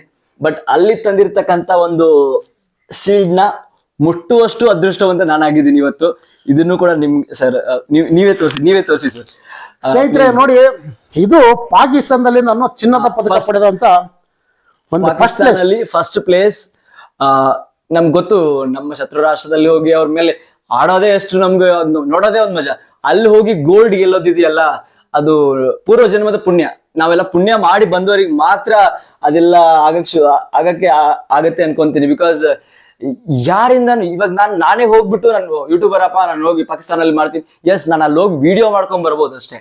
ಅಲ್ಲಿ ನನ್ನ ರಾಷ್ಟ್ರಗೀತೆ ಹಾಡಕ್ಕಾಗಲ್ಲ, ಹಾಡ್ಸಕ್ಕಾಗಲ್ಲ, ನನ್ನ ರಾಷ್ಟ್ರಧ್ವಜವನ್ನ ನನ್ನ ಹೆಗಲ ಮೇಲೆ ಇಟ್ಕೊಳಕ್ಕಾಗಲ್ಲ. ಸೊ ಅಂತ ಪ್ರೌಡ್ ಮೂಮೆಂಟ್ ನ ಇವ್ರು ಅನುಭವಿಸಿದ್ದಾರೆ. ಅವ್ರು ಸರ್ ಬಗ್ಗೆ ನನಗೆ ತುಂಬಾ ಗೌರವ ಇದೆ. ನಾನು ಹೇಳ್ಬೇಕಾದ್ರೆ ಅವ್ರನ್ನ ನಾನು ತುಂಬಾ ಚಿಕ್ಕ ವಯಸ್ಸಿಂದ ನಾನು ಫಾಲೋ ಮಾಡ್ಕೊಂಡು ಬಂದಿದ್ದೀನಿ. ಅವ್ರ ಬಗ್ಗೆ ಆರ್ಟಿಕಲ್ಸ್ ನ ಓದಿದ್ದೀನಿ. ಬರೀ ಬರ್ದಿದ್ದನ್ನ ಓದ್ಬೇಕಾದ್ರೆ ನನಗೆ ಅಷ್ಟು ರೋಮಾಂಚನ ಆಗ್ತಿತ್ತು. ಬಟ್ ಇವತ್ತು ನಾನು ಮುಟ್ಟಿದ್ದೀನಲ್ಲ, ನಾನು ಎಲ್ಲೋ ಯಾವ್ದೋ ಜನ್ಮದ ಪುಣ್ಯ ಅನ್ಸುತ್ತೆ, ಅದನ್ನ ನಾನು ಇವತ್ತು ಮುಟ್ಟಿದ್ದೀನಿ. ಸರ್, ಇದೆಲ್ಲದರ ನಡುವೆ ನೀವು ಸಿನಿಮಾ ಇಂಡಸ್ಟ್ರಿಗೆ ಬರ್ತೀರಾ, ಒಂದಿಷ್ಟು ಸಣ್ಣ ಪುಟ್ಟ ಪಾತ್ರಗಳು ನಿಮ್ಮನ್ನ ಹುಡ್ಕೊಂಡು ಬರುತ್ತೆ. ಸರ್, ಆ ಜರ್ನಿ ಹೆಂಗಿತ್ತು ಸರ್? ಬಿಕಾಸ್ ಕನ್ನಡದ ಲೆಜೆಂಡ್ಸ್ ಅಂತ ಅನ್ಸ್ಕೊಂಡಿರ್ತಕ್ಕಂಥ ಡಾಕ್ಟರ್ ರಾಜ್ಕುಮಾರ್ ಅವ್ರ ಜೊತೆ ಕೆಲಸ ಮಾಡ್ತೀರಾ, ಪುನೀತ್ ರಾಜ್ಕುಮಾರ್ ಅವ್ರ ಜೊತೆ, ಅಮಿತಾಬ್ ಬಚ್ಚನ್ ಅವ್ರ ಜೊತೆ, ಸುಮಾರು ಜನರ ಜೊತೆ ನೀವು ಕೆಲಸ ಮಾಡಿದ್ದೀರಿ ಸರ್. ಅದ್ರ ಅನುಭವ ಯಾವ ತರ ಇತ್ತು ಸರ್? ಸ್ನೇಹಿತರೆ ನಮಸ್ಕಾರ. ನೋಡಿ, ಡಾಕ್ಟರ್ ರಾಜ್ಕುಮಾರ್ ಅವರ ಹೆಸರು ಹೇಳಿದ ತಕ್ಷಣನೇ ನಾವೆಲ್ಲ ಹುಟ್ಟಿದಾಗ ನಮ್ಗೆ ತಿಳುವಳಿಕೆ ಬಂದಾಗಿಂದ ನಾವು ಅವ್ರ ಚಿತ್ರಗಳನ್ನ ನೋಡ್ಕೊಂಡು ನಾವು ಬೆಳೆದಿರೋದು.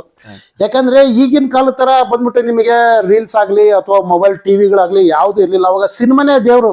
ಸಿನಿಮಾದಲ್ಲಿ ಅಭಿನಯಿಸ್ತಾ ಇರ್ತಕ್ಕಂತಾರೆ ಅವರೇ ನಮ್ಮ ಪಾಲ್ಗೆ ಗುರು ಮತ್ತೆ ದೇವ್ರುಗಳೆಲ್ಲ ಅವರೇ ಆಗಿದ್ರು. ಯಾಕಂದ್ರೆ ನಮಗೆ ಡಾಕ್ಟರ್ ರಾಜ್ಕುಮಾರ್ ಅಂತಂದ್ರೆ ಪಂಚಪ್ರಾಣ.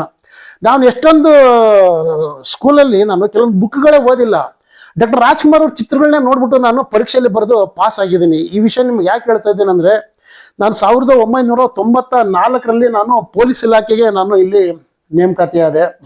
ಈ ಒಂದು ಸಂದರ್ಭದಲ್ಲಿ ನಮ್ಮ ದಾವಣಗೆರೆಯಲ್ಲಿ ಸಿಂಧೆ ರಾಜ ಅಂತ ಒಬ್ರು ನಮ್ಮ ಸ್ನೇಹಿತರವರು, ನೀವೆಲ್ಲ ನೋಡಿರ್ತೀರ ಅಪೂರ್ವ ಸಂಗಮ ಅಂತ ಒಂದು ಸಿನಿಮಾದಲ್ಲಿ ತಾರಾ ಓ ತಾರಾ ಅಂತ ಒಂದು ಸಾಂಗ್ ಬರ್ತೈತೆ, ಅದರ ಇನ್ಸ್ಪೆಕ್ಟರ್ ಕ್ಯಾರೆಕ್ಟರ್ ಮಾಡಿದ್ದಾರೆ, ಅವರೇನೆ ಸಿಂಧೆ ರಾಜ ಅಂತ.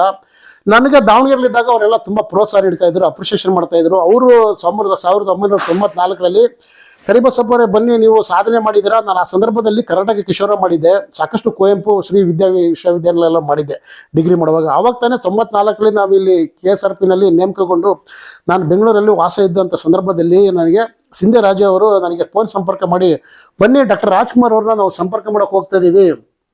ಆ ಸಂದರ್ಭದಲ್ಲಿ ಡಾಕ್ಟರ್ ರಾಜ್ಕುಮಾರ್ಗೆ ಪಾಲ್ಕೆ ಪ್ರಶಸ್ತಿ ಕೂಡ ಲಭಿಸಿತ್ತು. ಅದನ್ನ ಒಂದು ಶುಭಾಶಯ ಕೋರೋಣ, ಬನ್ನಿ ಹೋಗೋಣ ಅಂತ ಹೇಳಿದ್ರು. ಸೊ ನಾವು ಮತ್ತೆ ನಮ್ಮ ಸ್ನೇಹಿತರೊಟ್ಟಿಗೆ ನಾವೆಲ್ಲ ಹೋದಾಗ ನನಗೆ ಅವಾಗ ರಾಜ್ಕುಮಾರ್ ಹೆಸರು ಅವ್ರು ಹೇಳಿದ ತಕ್ಷಣ ನಾವು ದೇವರನ್ನೇ ನೋಡಕ್ ಹೋಗ್ತಾ ಇದೀವಿ, ಇಂಥ ಭಾಗ್ಯ ಇನ್ನು ಯಾರು ಸಿಗುತ್ತೆ ಅಂತ ಹೇಳ್ಬಿಟ್ಟು ನಾನು ಆವಾಗಲೇ ಕರ್ನಾಟಕ ಕಿಶೋರ, ಶ್ರೀ ಕುವೆಂಪು, ಶ್ರೀ ಮದಕರಿ ನಾಯಕ, ಆಮೇಲೆ ದಸರಾ ಪ್ರಶಸ್ತಿಗಳು ಸಾಕಷ್ಟು ಕಾಂಪಿಟೇಷನ್ಗಳು ಮಾಡಿದ್ದೆ 1994ರಲ್ಲಿ.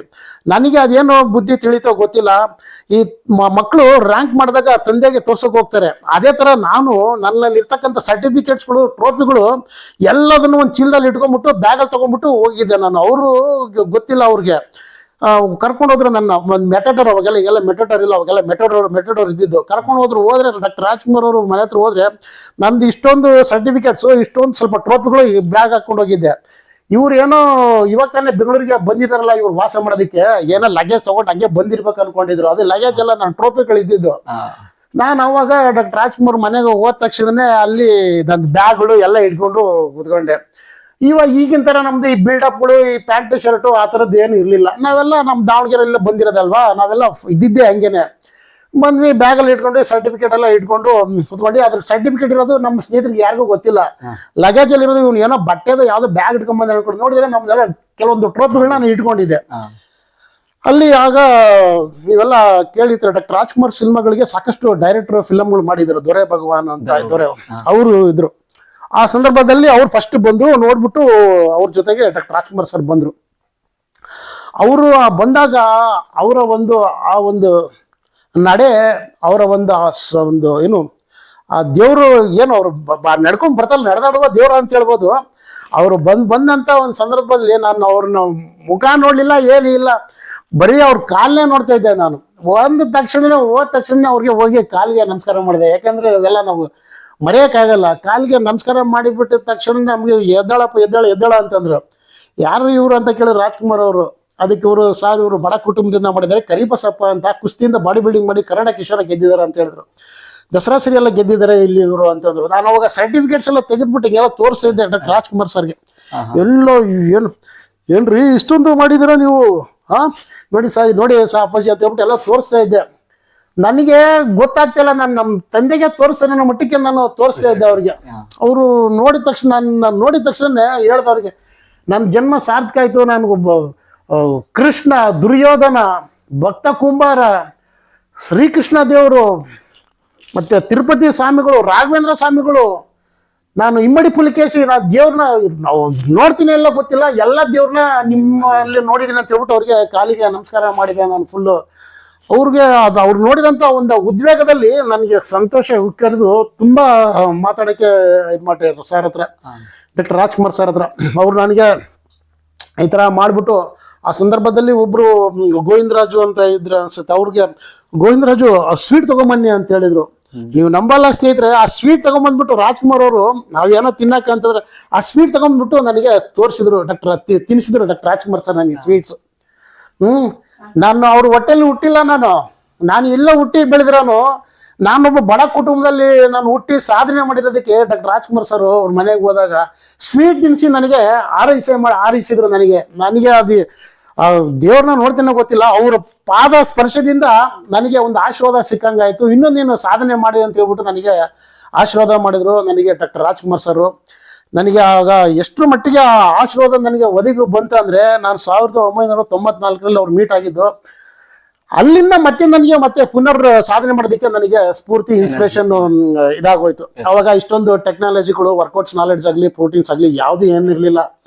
ನಮಗೆ ಜೀವನದಲ್ಲಿ ಸಾಧಿಸಬೇಕು, ನಾವು ಏಮ್ ಇಟ್ಕೊಂಡಿದ್ವಿ, ಏನಾದ್ರು ಒಂದು ಸಾಧನೆ ಮಾಡಬೇಕು. ಡಾಕ್ಟರ್ ರಾಜ್ಕುಮಾರ್ ಸರ್ ಅವ್ರು ನೋಡಿ 3ನೇ ಕ್ಲಾಸ್ ಅಂತ ಓದಿರೋದು, ಅವರು ಅಷ್ಟೊಂದು ಡಾಕ್ಟ್ರೇಟ್ ಎಲ್ಲ ಇದು ಮಾಡಿದ್ದಾರೆ, ಇಂಗ್ಲೀಷ್ ಮಾತಾಡ್ತಾರೆ, ಸಿಕ್ಕಾಪಟ್ಟೆ ಸಿನಿಮಾಗಳೆಲ್ಲ ಇದಾಗಿದ್ದಾರೆ. ನಾವು ಯಾಕೆ ಸಾಧನೆ ಮಾಡಬಾರ್ದು?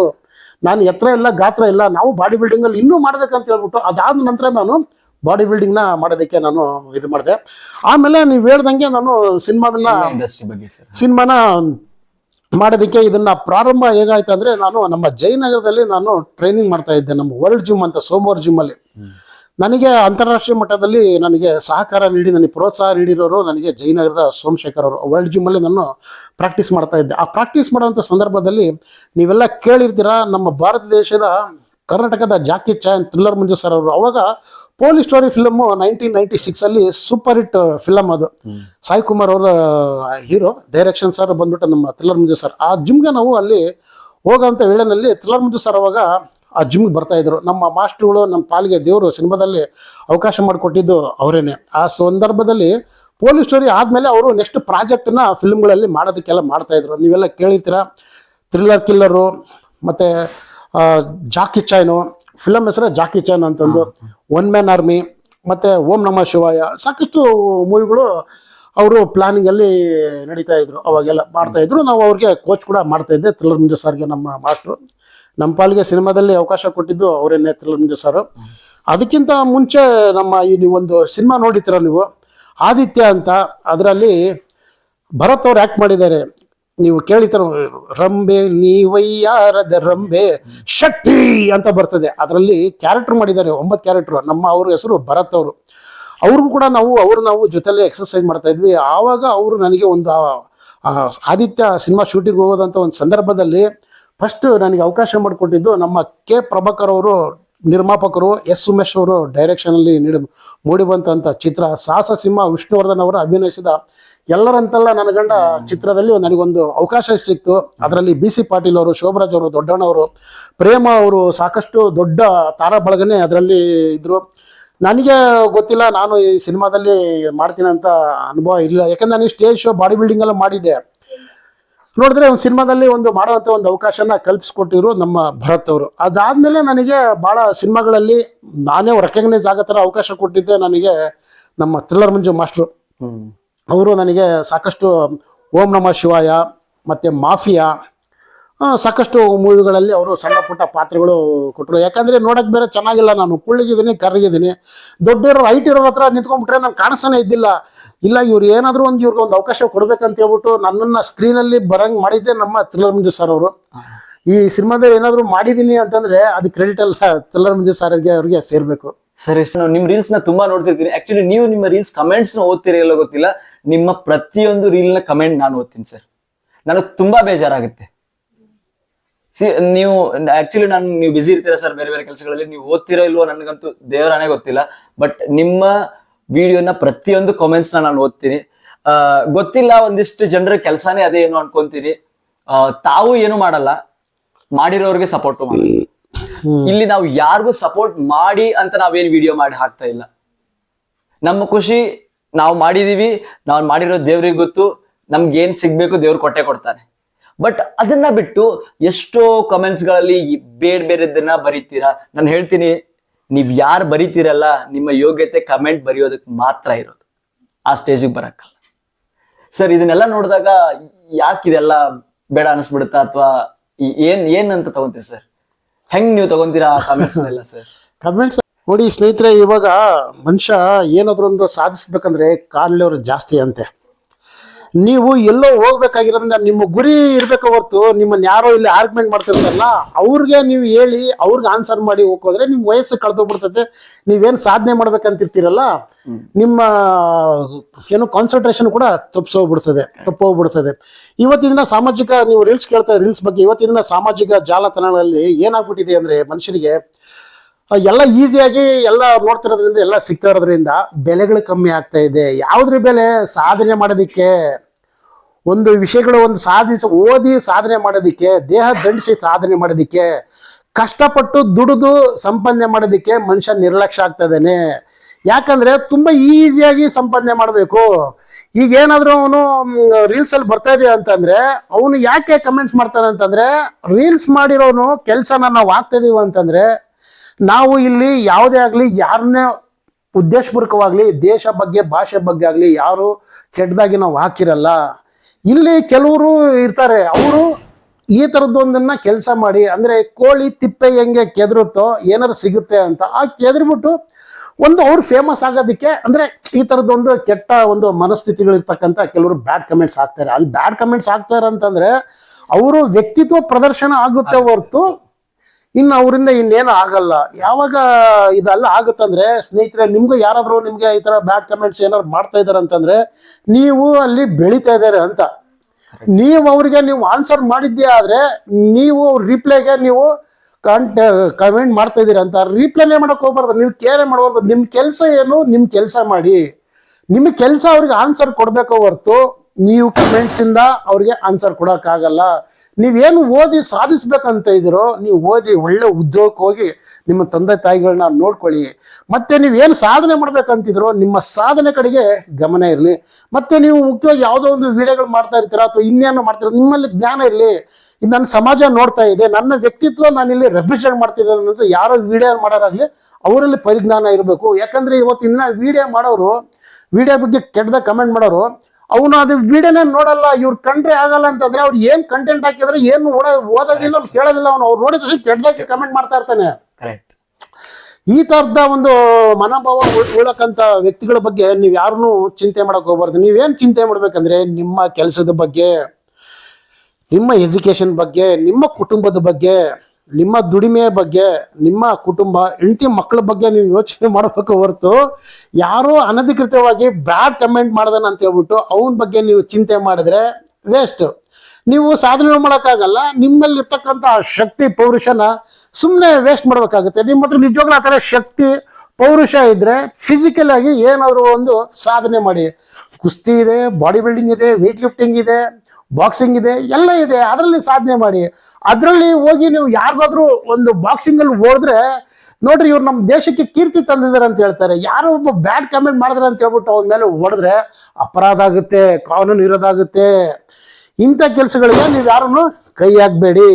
ನಿಮ್ಮಲ್ಲಿ ಈ ಥರದೊಂದು ಶತಮಾನದ ದಿನಗಳಲ್ಲಿ ರೀಲ್ಸು ಸೋಷಿಯಲ್ ಮೀಡಿಯಾ ಬಂದಿದೆ, ನೀವೆಲ್ಲ ಪುಣ್ಯ ಮಾಡಿದ್ದೀರಾ. ಕಾರಣ ಏನಂದ್ರೆ ನಾವು ಎಷ್ಟೇ ಸಾಧನೆ ಮಾಡಿದ್ರು ಕೂಡ ನನ್ನ ಪಕ್ಕದ ಮನೆಗೆ ಗೊತ್ತಿರಲಿಲ್ಲ.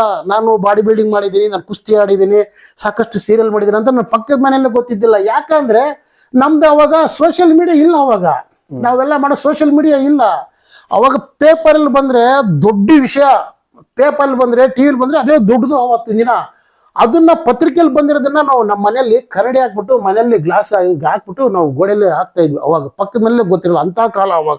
ಯಾರಿಗೂ ಗೊತ್ತಿಲ್ಲ ಇವ್ರು ಏನು ಸಾಧನೆ ಮಾಡಿರೋದು ಯಾರಿಗೂ ಗೊತ್ತಿಲ್ಲ. ಇವಾಗ ಏನಾಗಿದೆ ಅಂದ್ರೆ ನೀವೆಲ್ಲ ಅದೃಷ್ಟವಂತರು, ಸೋಷಿಯಲ್ ಮೀಡಿಯಾ ಸಾಕಷ್ಟು ಬೆಳೆದಿದೆ. ನಿಮ್ ನಿಜವಾಗ್ಲೂ ನಿಮ್ಮ ಹತ್ರ ಕಲೆ ಪ್ರತಿಭೆ ಅನ್ನೋದು ಇದ್ದೆ ಅಂತಂದ್ರೆ ನೀವು ಯಾವ ಟಿವಿ ಚಾನಲ್ ಯಾವ್ದು ಹೋಗೋದು ಬೇಡ, ನಿಮ್ಮಲ್ಲಿ ಇರ್ತಕ್ಕಂಥ ಸೋಷಿಯಲ್ ಮೀಡಿಯಾದಲ್ಲಿ ಅಪ್ಲೋಡ್ ಮಾಡಿ ಇಡೀ ಪ್ರಪಂಚನೇ ತಿರುಗಿ ನೋಡುತ್ತೆ ನಿಮಗೆ.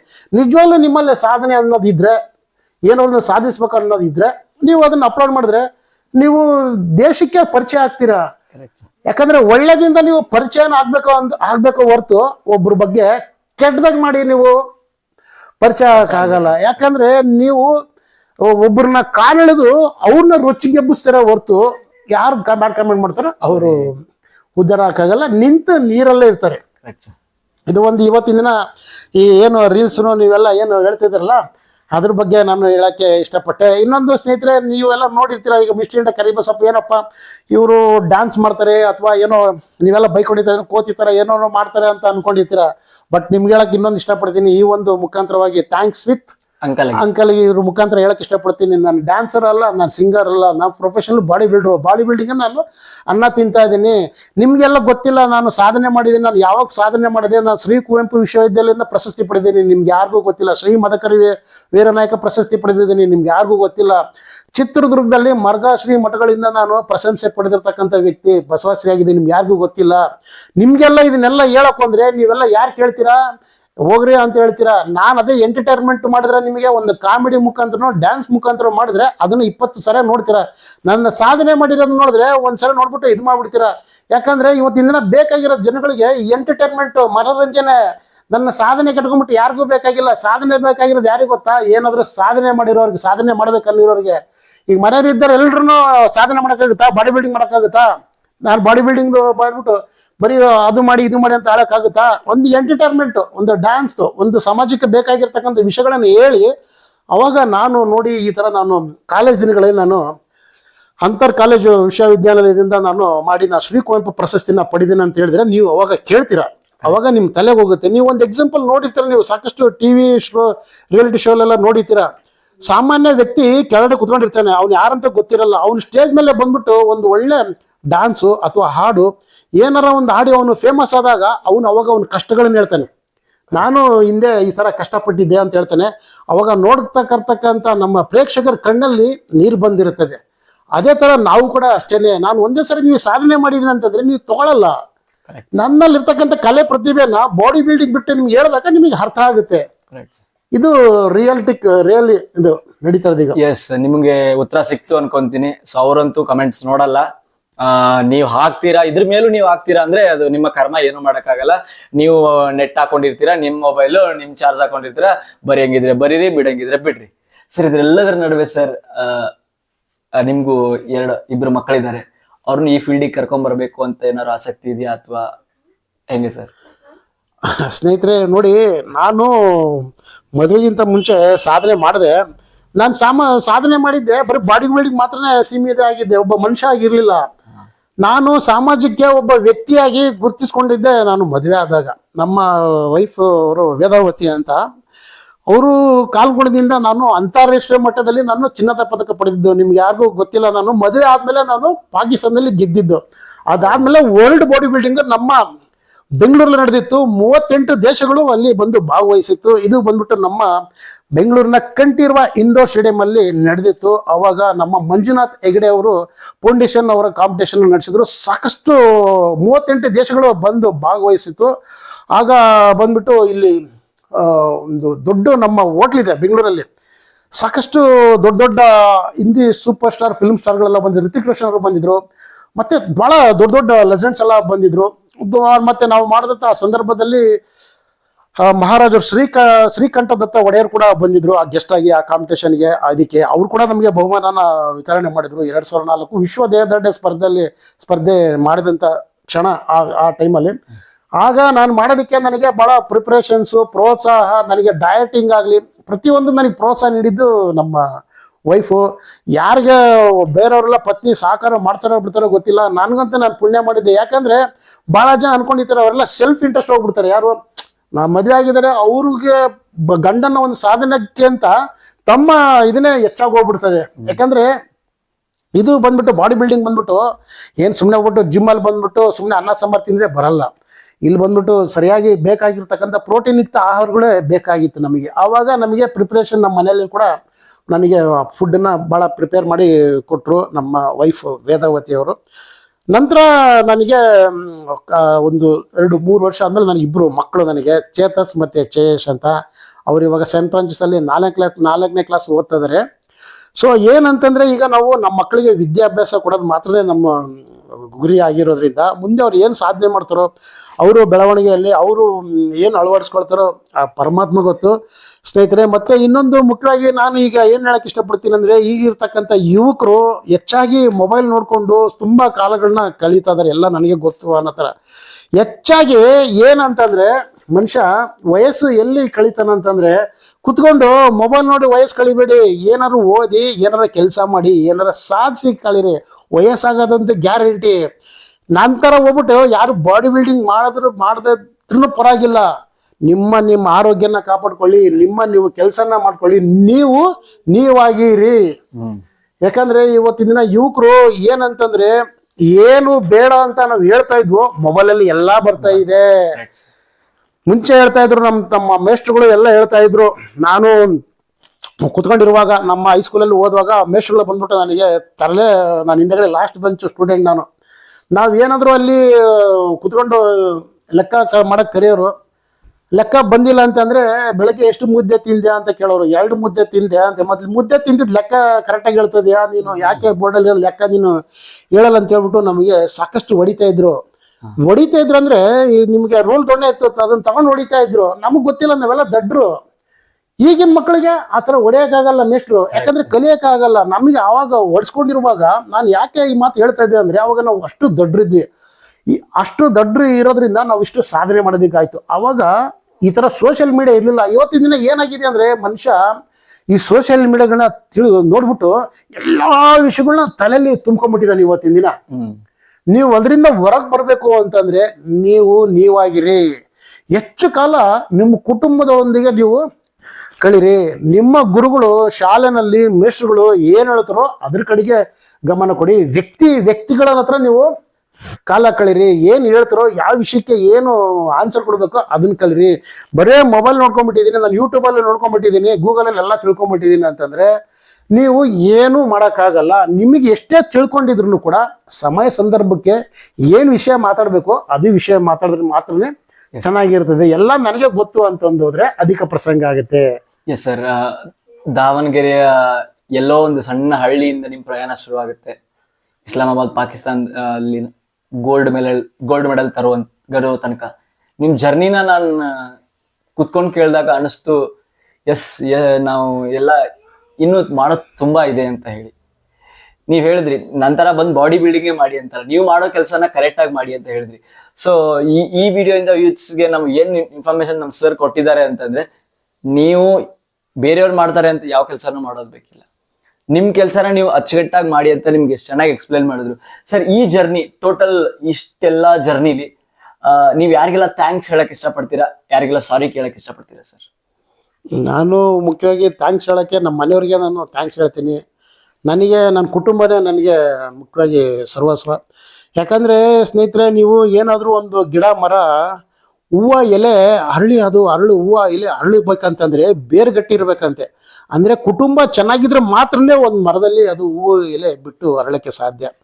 ನಾನು ಇವತ್ತಿನ ದಿನ ಏನಾದರೂ ಒಂದು ಕೆಲಸ ಮಾಡೋದಕ್ಕೆ ನನಗೆ ಸ್ಫೂರ್ತಿ ಬಂದ್ಬಿಟ್ಟು ನನ್ನ ಕುಟುಂಬ, ನನ್ನ ಫ್ಯಾಮಿಲಿ, ಅವರು ನನ್ನ ಸರಿದೂಗಿಸ್ಕೊಂಡು ನನ್ನ ಈ ಒಂದು ಕೆಲಸದಲ್ಲಿ ಇರ್ತಕ್ಕಂಥ ಪ್ರೋತ್ಸಾಹ ಕೊಟ್ಕೊಂಡು ಹೋಗ್ತಾ ಇದ್ದಾರೆ. ನನಗೆ ಇವತ್ತಿನ ದಿನ ಪ್ರಸ್ತುತ ನಾನು ನಮ್ಮ ಬೆಂಗಳೂರಿನ ಕೋರಮಂಗಲದಲ್ಲಿ 3ನೇ ಪಡೆ KSRP ಜಿಮ್ಮಲ್ಲಿ ನಾನು ಜಿಮ್ ತರಬೇತುದಾರರಾಗಿ ನಾನು ಕಾರ್ಯನಿರ್ವಹಿಸ್ತಾ ಇದ್ದೀನಿ. ಮತ್ತು ಜಿಮ್ನಲ್ಲಿ ಮೇಲ್ವಿಚಾರಕರಾಗಿ ಕೂಡ ನಾನಲ್ಲಿ ಕಾರ್ಯನಿರ್ವಹಿಸ್ತಾ ಇದ್ದೀನಿ. ಅಲ್ಲಿ ಹಿರಿಯ ಪೊಲೀಸ್ ಅಧಿಕಾರಿಗಳು ಮತ್ತು IPS ಅಧಿಕಾರಿಗಳು, ನಮ್ಮ ಉನ್ನತ ಸಿಬ್ಬಂದಿಗಳು ಮತ್ತು ಕುಟುಂಬ ವರ್ಗದವರು ಕೂಡ ಎಲ್ಲರೂ ನಮ್ಮ ಮತ್ತು ಕ್ರೀಡಾ ನಿಯಂತ್ರಣ ಮಂಡಳಿಗಳಿಂದ ಅಂತಾರಾಷ್ಟ್ರೀಯ ಕ್ರೀಡಾಪಟುಗಳು ಮತ್ತು ಉದಯೋನ್ಮುಖ ಕ್ರೀಡಾಪಟುಗಳು ಎಲ್ಲ ಕ್ರೀಡಾಪಟುಗಳು ಬಂದು ಅಲ್ಲಿ ನಮ್ಮ ಇದರಲ್ಲಿ ತೊಡಕೊಳ್ತಾ ಇದ್ದಾರೆ. ಅಲ್ಲಿ ನಾನು ಮೇಲ್ವಿಚಾರಕರಾಗಿ ಮತ್ತು ಜಿಮ್ ತರಬೇತುದಾರರಾಗಿ ನಾನು ಅಲ್ಲಿ ಕಾರ್ಯನಿರ್ವಹಿಸ್ತಾ ಇದ್ದೀನಿ.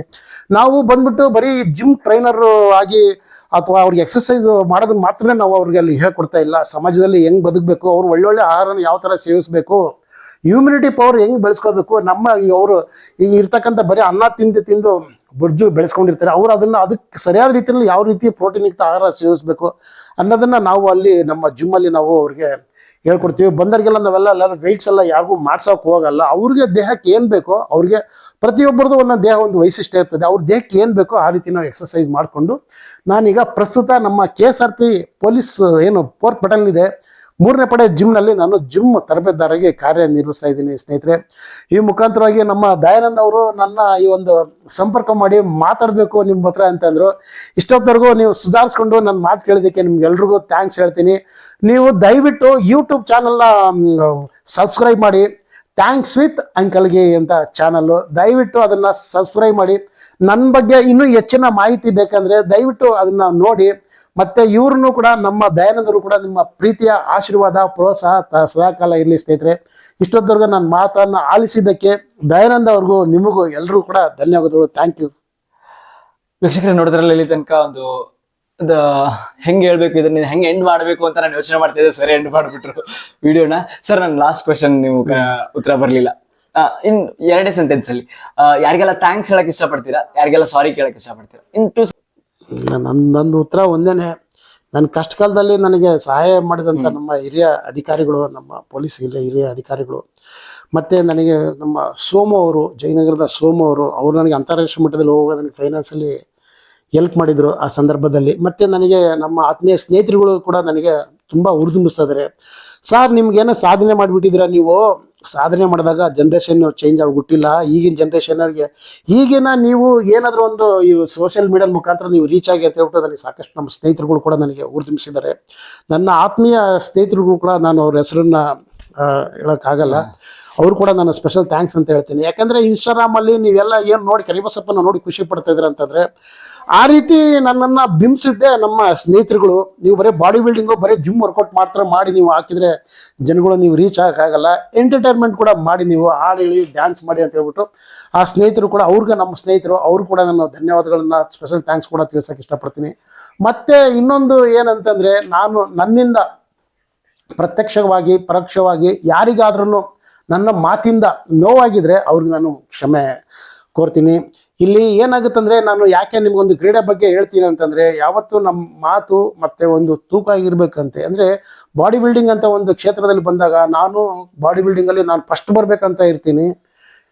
ಸೆಕೆಂಡ್ ಆದಾಗ ಫಸ್ಟ್ ಬಂದಿರೋನ್ ಮೇಲೆ ಸೆಕೆಂಡ್ ಬಂದಿರೋರಿಗೆ ಬೇಜಾರಾಗುತ್ತಂತೆ.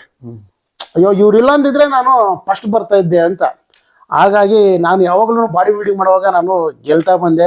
ಆಗ ನನ್ನ ಹಿತೈಷಿಗಳು, ನಮ್ಮ ಸಹೋದ್ಯೋಗಿಗಳು ಬಾಡಿ ಬಿಲ್ಡರ್ ಭಾಳ ಜನ ಮಾಡ್ತಾ ಇದ್ರು.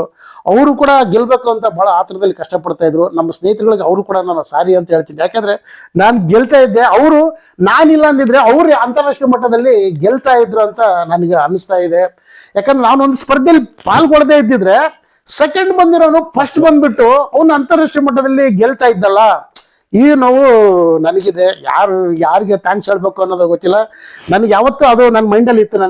ನಾನು ಎಷ್ಟೊಂದು ಕಾಂಪಿಟೇಷನ್ ನಾನು ಸತತವಾಗಿ ಗೆದ್ಕೊಂಡು ಬಂದಿದ್ದೀನಿ. ನಾನು ಒಂದು ಪ್ಲೇಸ್ ಇಲ್ಲ ಅಂದಿದ್ರೆ ಇನ್ನೊಂದು ಲೈಫ್ ಬದುಕು ಕಟ್ಕೋಬೋದಾಗಿತ್ತು ಆ ಟೈಮಲ್ಲಿ. ಆ ಥರದ್ದು ನಾವು ಅವ್ರಿಗೆ ಸಾರಿ ಹೇಳಕ್ ಇಷ್ಟಪಡ್ತೀನಿ. ಇನ್ನು ಮುಖ್ಯವಾಗಿ ನಾವು ನಮ್ಗೆ ಎಷ್ಟೇ ಸಿಟ್ಟು ಕೋಪ ಇದ್ರು ನಮ್ಮ ದೇಹದ ಮೇಲೆ ನಾವು ದಂಡಿಸ್ಕೊಂಡು ನಾವು ಹಿಂಸೆ ಕೊಟ್ಕೊಂಡು ದೇಹನ ದಂಡಿಸಿ ಪ್ರದರ್ಶನ ಮಾಡಿರೋದ್ರಿಂದ ನಾವು ಯಾರಿಗೇ ಆಗಲಿ ಮೋಸ ಆಗಲಿ ಯಾವುದೇ ಥರದ್ದು ಏನೂ ಇದಿಲ್ಲ. ಯಾಕಂದ್ರೆ ನಾವೆಲ್ಲ ಚಿಕ್ಕ ಉದ್ಯೋಗದಲ್ಲಿ ನಾವು ದೊಡ್ಡ ಸಾಧನೆ ಮಾಡಿ ಎಲ್ಲರೂ ಕೂಡ ಚಿಕ್ಕವ್ರಿಗಾಗಲಿ ದೊಡ್ಡವ್ರಿಗಾಗಲಿ ಎಲ್ಲರೂ ಕೂಡ ನಾವು ಗೌರವಪೂರ್ವಕವಾಗಿ ನಾವು ನಡ್ಕೊಳ್ಳೋದ್ರಿಂದ ನಮ್ಮಿಂದ ಏನಾದರೂ ಒಂದು ಸಮಾಜಕ್ಕೆ ಒಂದು ವಿಷಯನ ತಿಳಿಸೋಕ್ಕೆ ಇಷ್ಟಪಡ್ತೀನಿ ಹೊರತು ನಾನು ಬೇರೆಯವ್ರಿಗೆ ನನ್ನಿಂದ ತೊಂದರೆ ಹಾಕಂತೂ ಬಿಟ್ಟಿಲ್ಲ. ಯಾಕಂದರೆ ನಾವು ನಮ್ಮಿಂದ ಬೇರೆಯವ್ರಿಗೆ ಸಹಾಯ ಆಗಬೇಕು ಹೊರತು ನಮ್ಮಿಂದ ಒಬ್ಬರಿಗೆ ತೊಂದರೆ ಆಗಬಾರ್ದು. ನಾನು ಕೂಡ ಇಲಾಖೆಯಲ್ಲಿ ಅದೇ ಥರನೇ ನಾನು ಕೆಲಸ ಮಾಡ್ಕೊಂಡು ಬಂದಿದ್ದೀನಿ. ನಾನು ಪ್ರಾರಂಭ ಮಾಡಿದ್ದು ಬಾಡಿ ಬಿಲ್ಡಿಂಗು, ಜಿಮ್ ಸೇರ್ಕೊಂಡಿದ್ದು 1988, ಅವತ್ತು ಹೊಸಬ 88ರಲ್ಲಿ.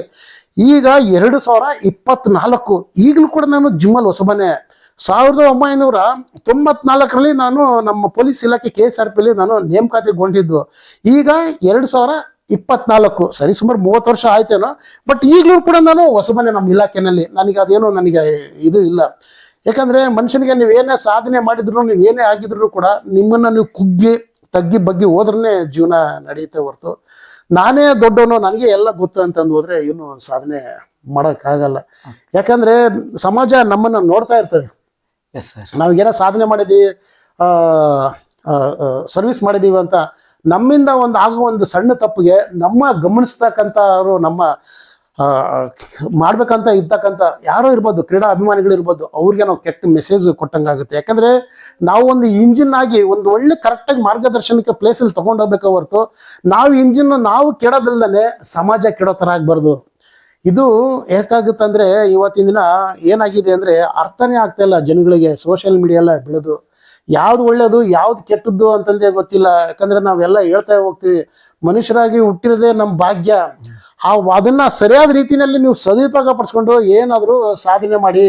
ಸಣ್ಣ ವಿಚಾರಗಳಿಗೆ, ಯಾವುದಾದ ವಿಚಾರಗಳಿಗೆ ನಿಮ್ಮ ಕೈಲಿ ಆಗಲ್ಲ ಅಂತ ಹೇಳ್ಬಿಟ್ಟು ಭಾಳ ಜನ ನಿಮ್ಮನ್ನು ಏನೇ ಅಂದ್ರೂ ಕೂಡ ಅದ್ರ ಮಾತು ಬಗ್ಗೆ ತಲೆ ಕೆಡಿಸ್ಕೋಬೇಡಿ. ಆ ಮಾತು ಕಣ್ಣಿಗೆ ಕಾಣಲ್ಲ, ಆ ಮಾತಾಡಿದ ಮಾತುಗಳು ಕಣ್ಣಿಗೆ ಕಾಣಲ್ಲ. ಮಾತು ಮಾತ್ರ ನಿಮ್ಮ ಕೈಯಲ್ಲಿರ್ತದೆ, ಕಿವಿಯಲ್ಲಿರ್ತದೆ. ನಿಮ್ಗೆ ಯಾರು ಅವಮಾನ ಮಾಡಿರ್ತಾರೋ ಅದನ್ನು ಕಿವಿಯಲ್ಲಿ ಇಟ್ಕೊಂಡು ನೀವು ದಿನನಿತ್ಯ ನೀವೇ ಆ್ಯಕ್ಟಿವ್ ಆಗಿ ಓದಿ ಸಾಧನೆ ಮಾಡಿ ಏನಾದರೂ ಕೆಲಸ ಮಾಡಿ.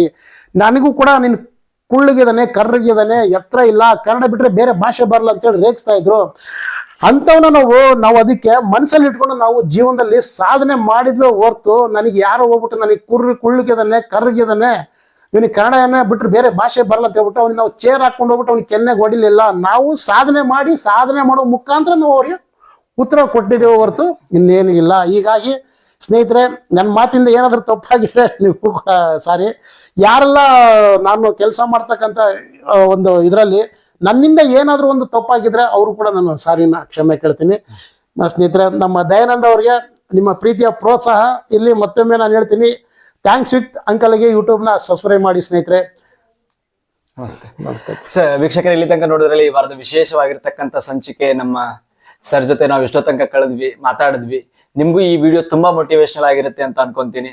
ಮತ್ತೆ ಇದೇ ತರ ಮುಂದಿನ ವಾರ ಮತ್ತೊಂದು ಹೊಸ ಎಪಿಸೋಡ್ ಜೊತೆಗೆ ನಿಮ್ಮ ಮುಂದೆ ಬರ್ತೀನಿ. ಅಲ್ಲಿ ತನಕ ನೋಡ್ತಾ ಇರಿ ಥ್ಯಾಂಕ್ಸ್ ವಿತ್ ಅಂಕಲ್ಗೆ. ನಮಸ್ಕಾರ. Thank you so much sir.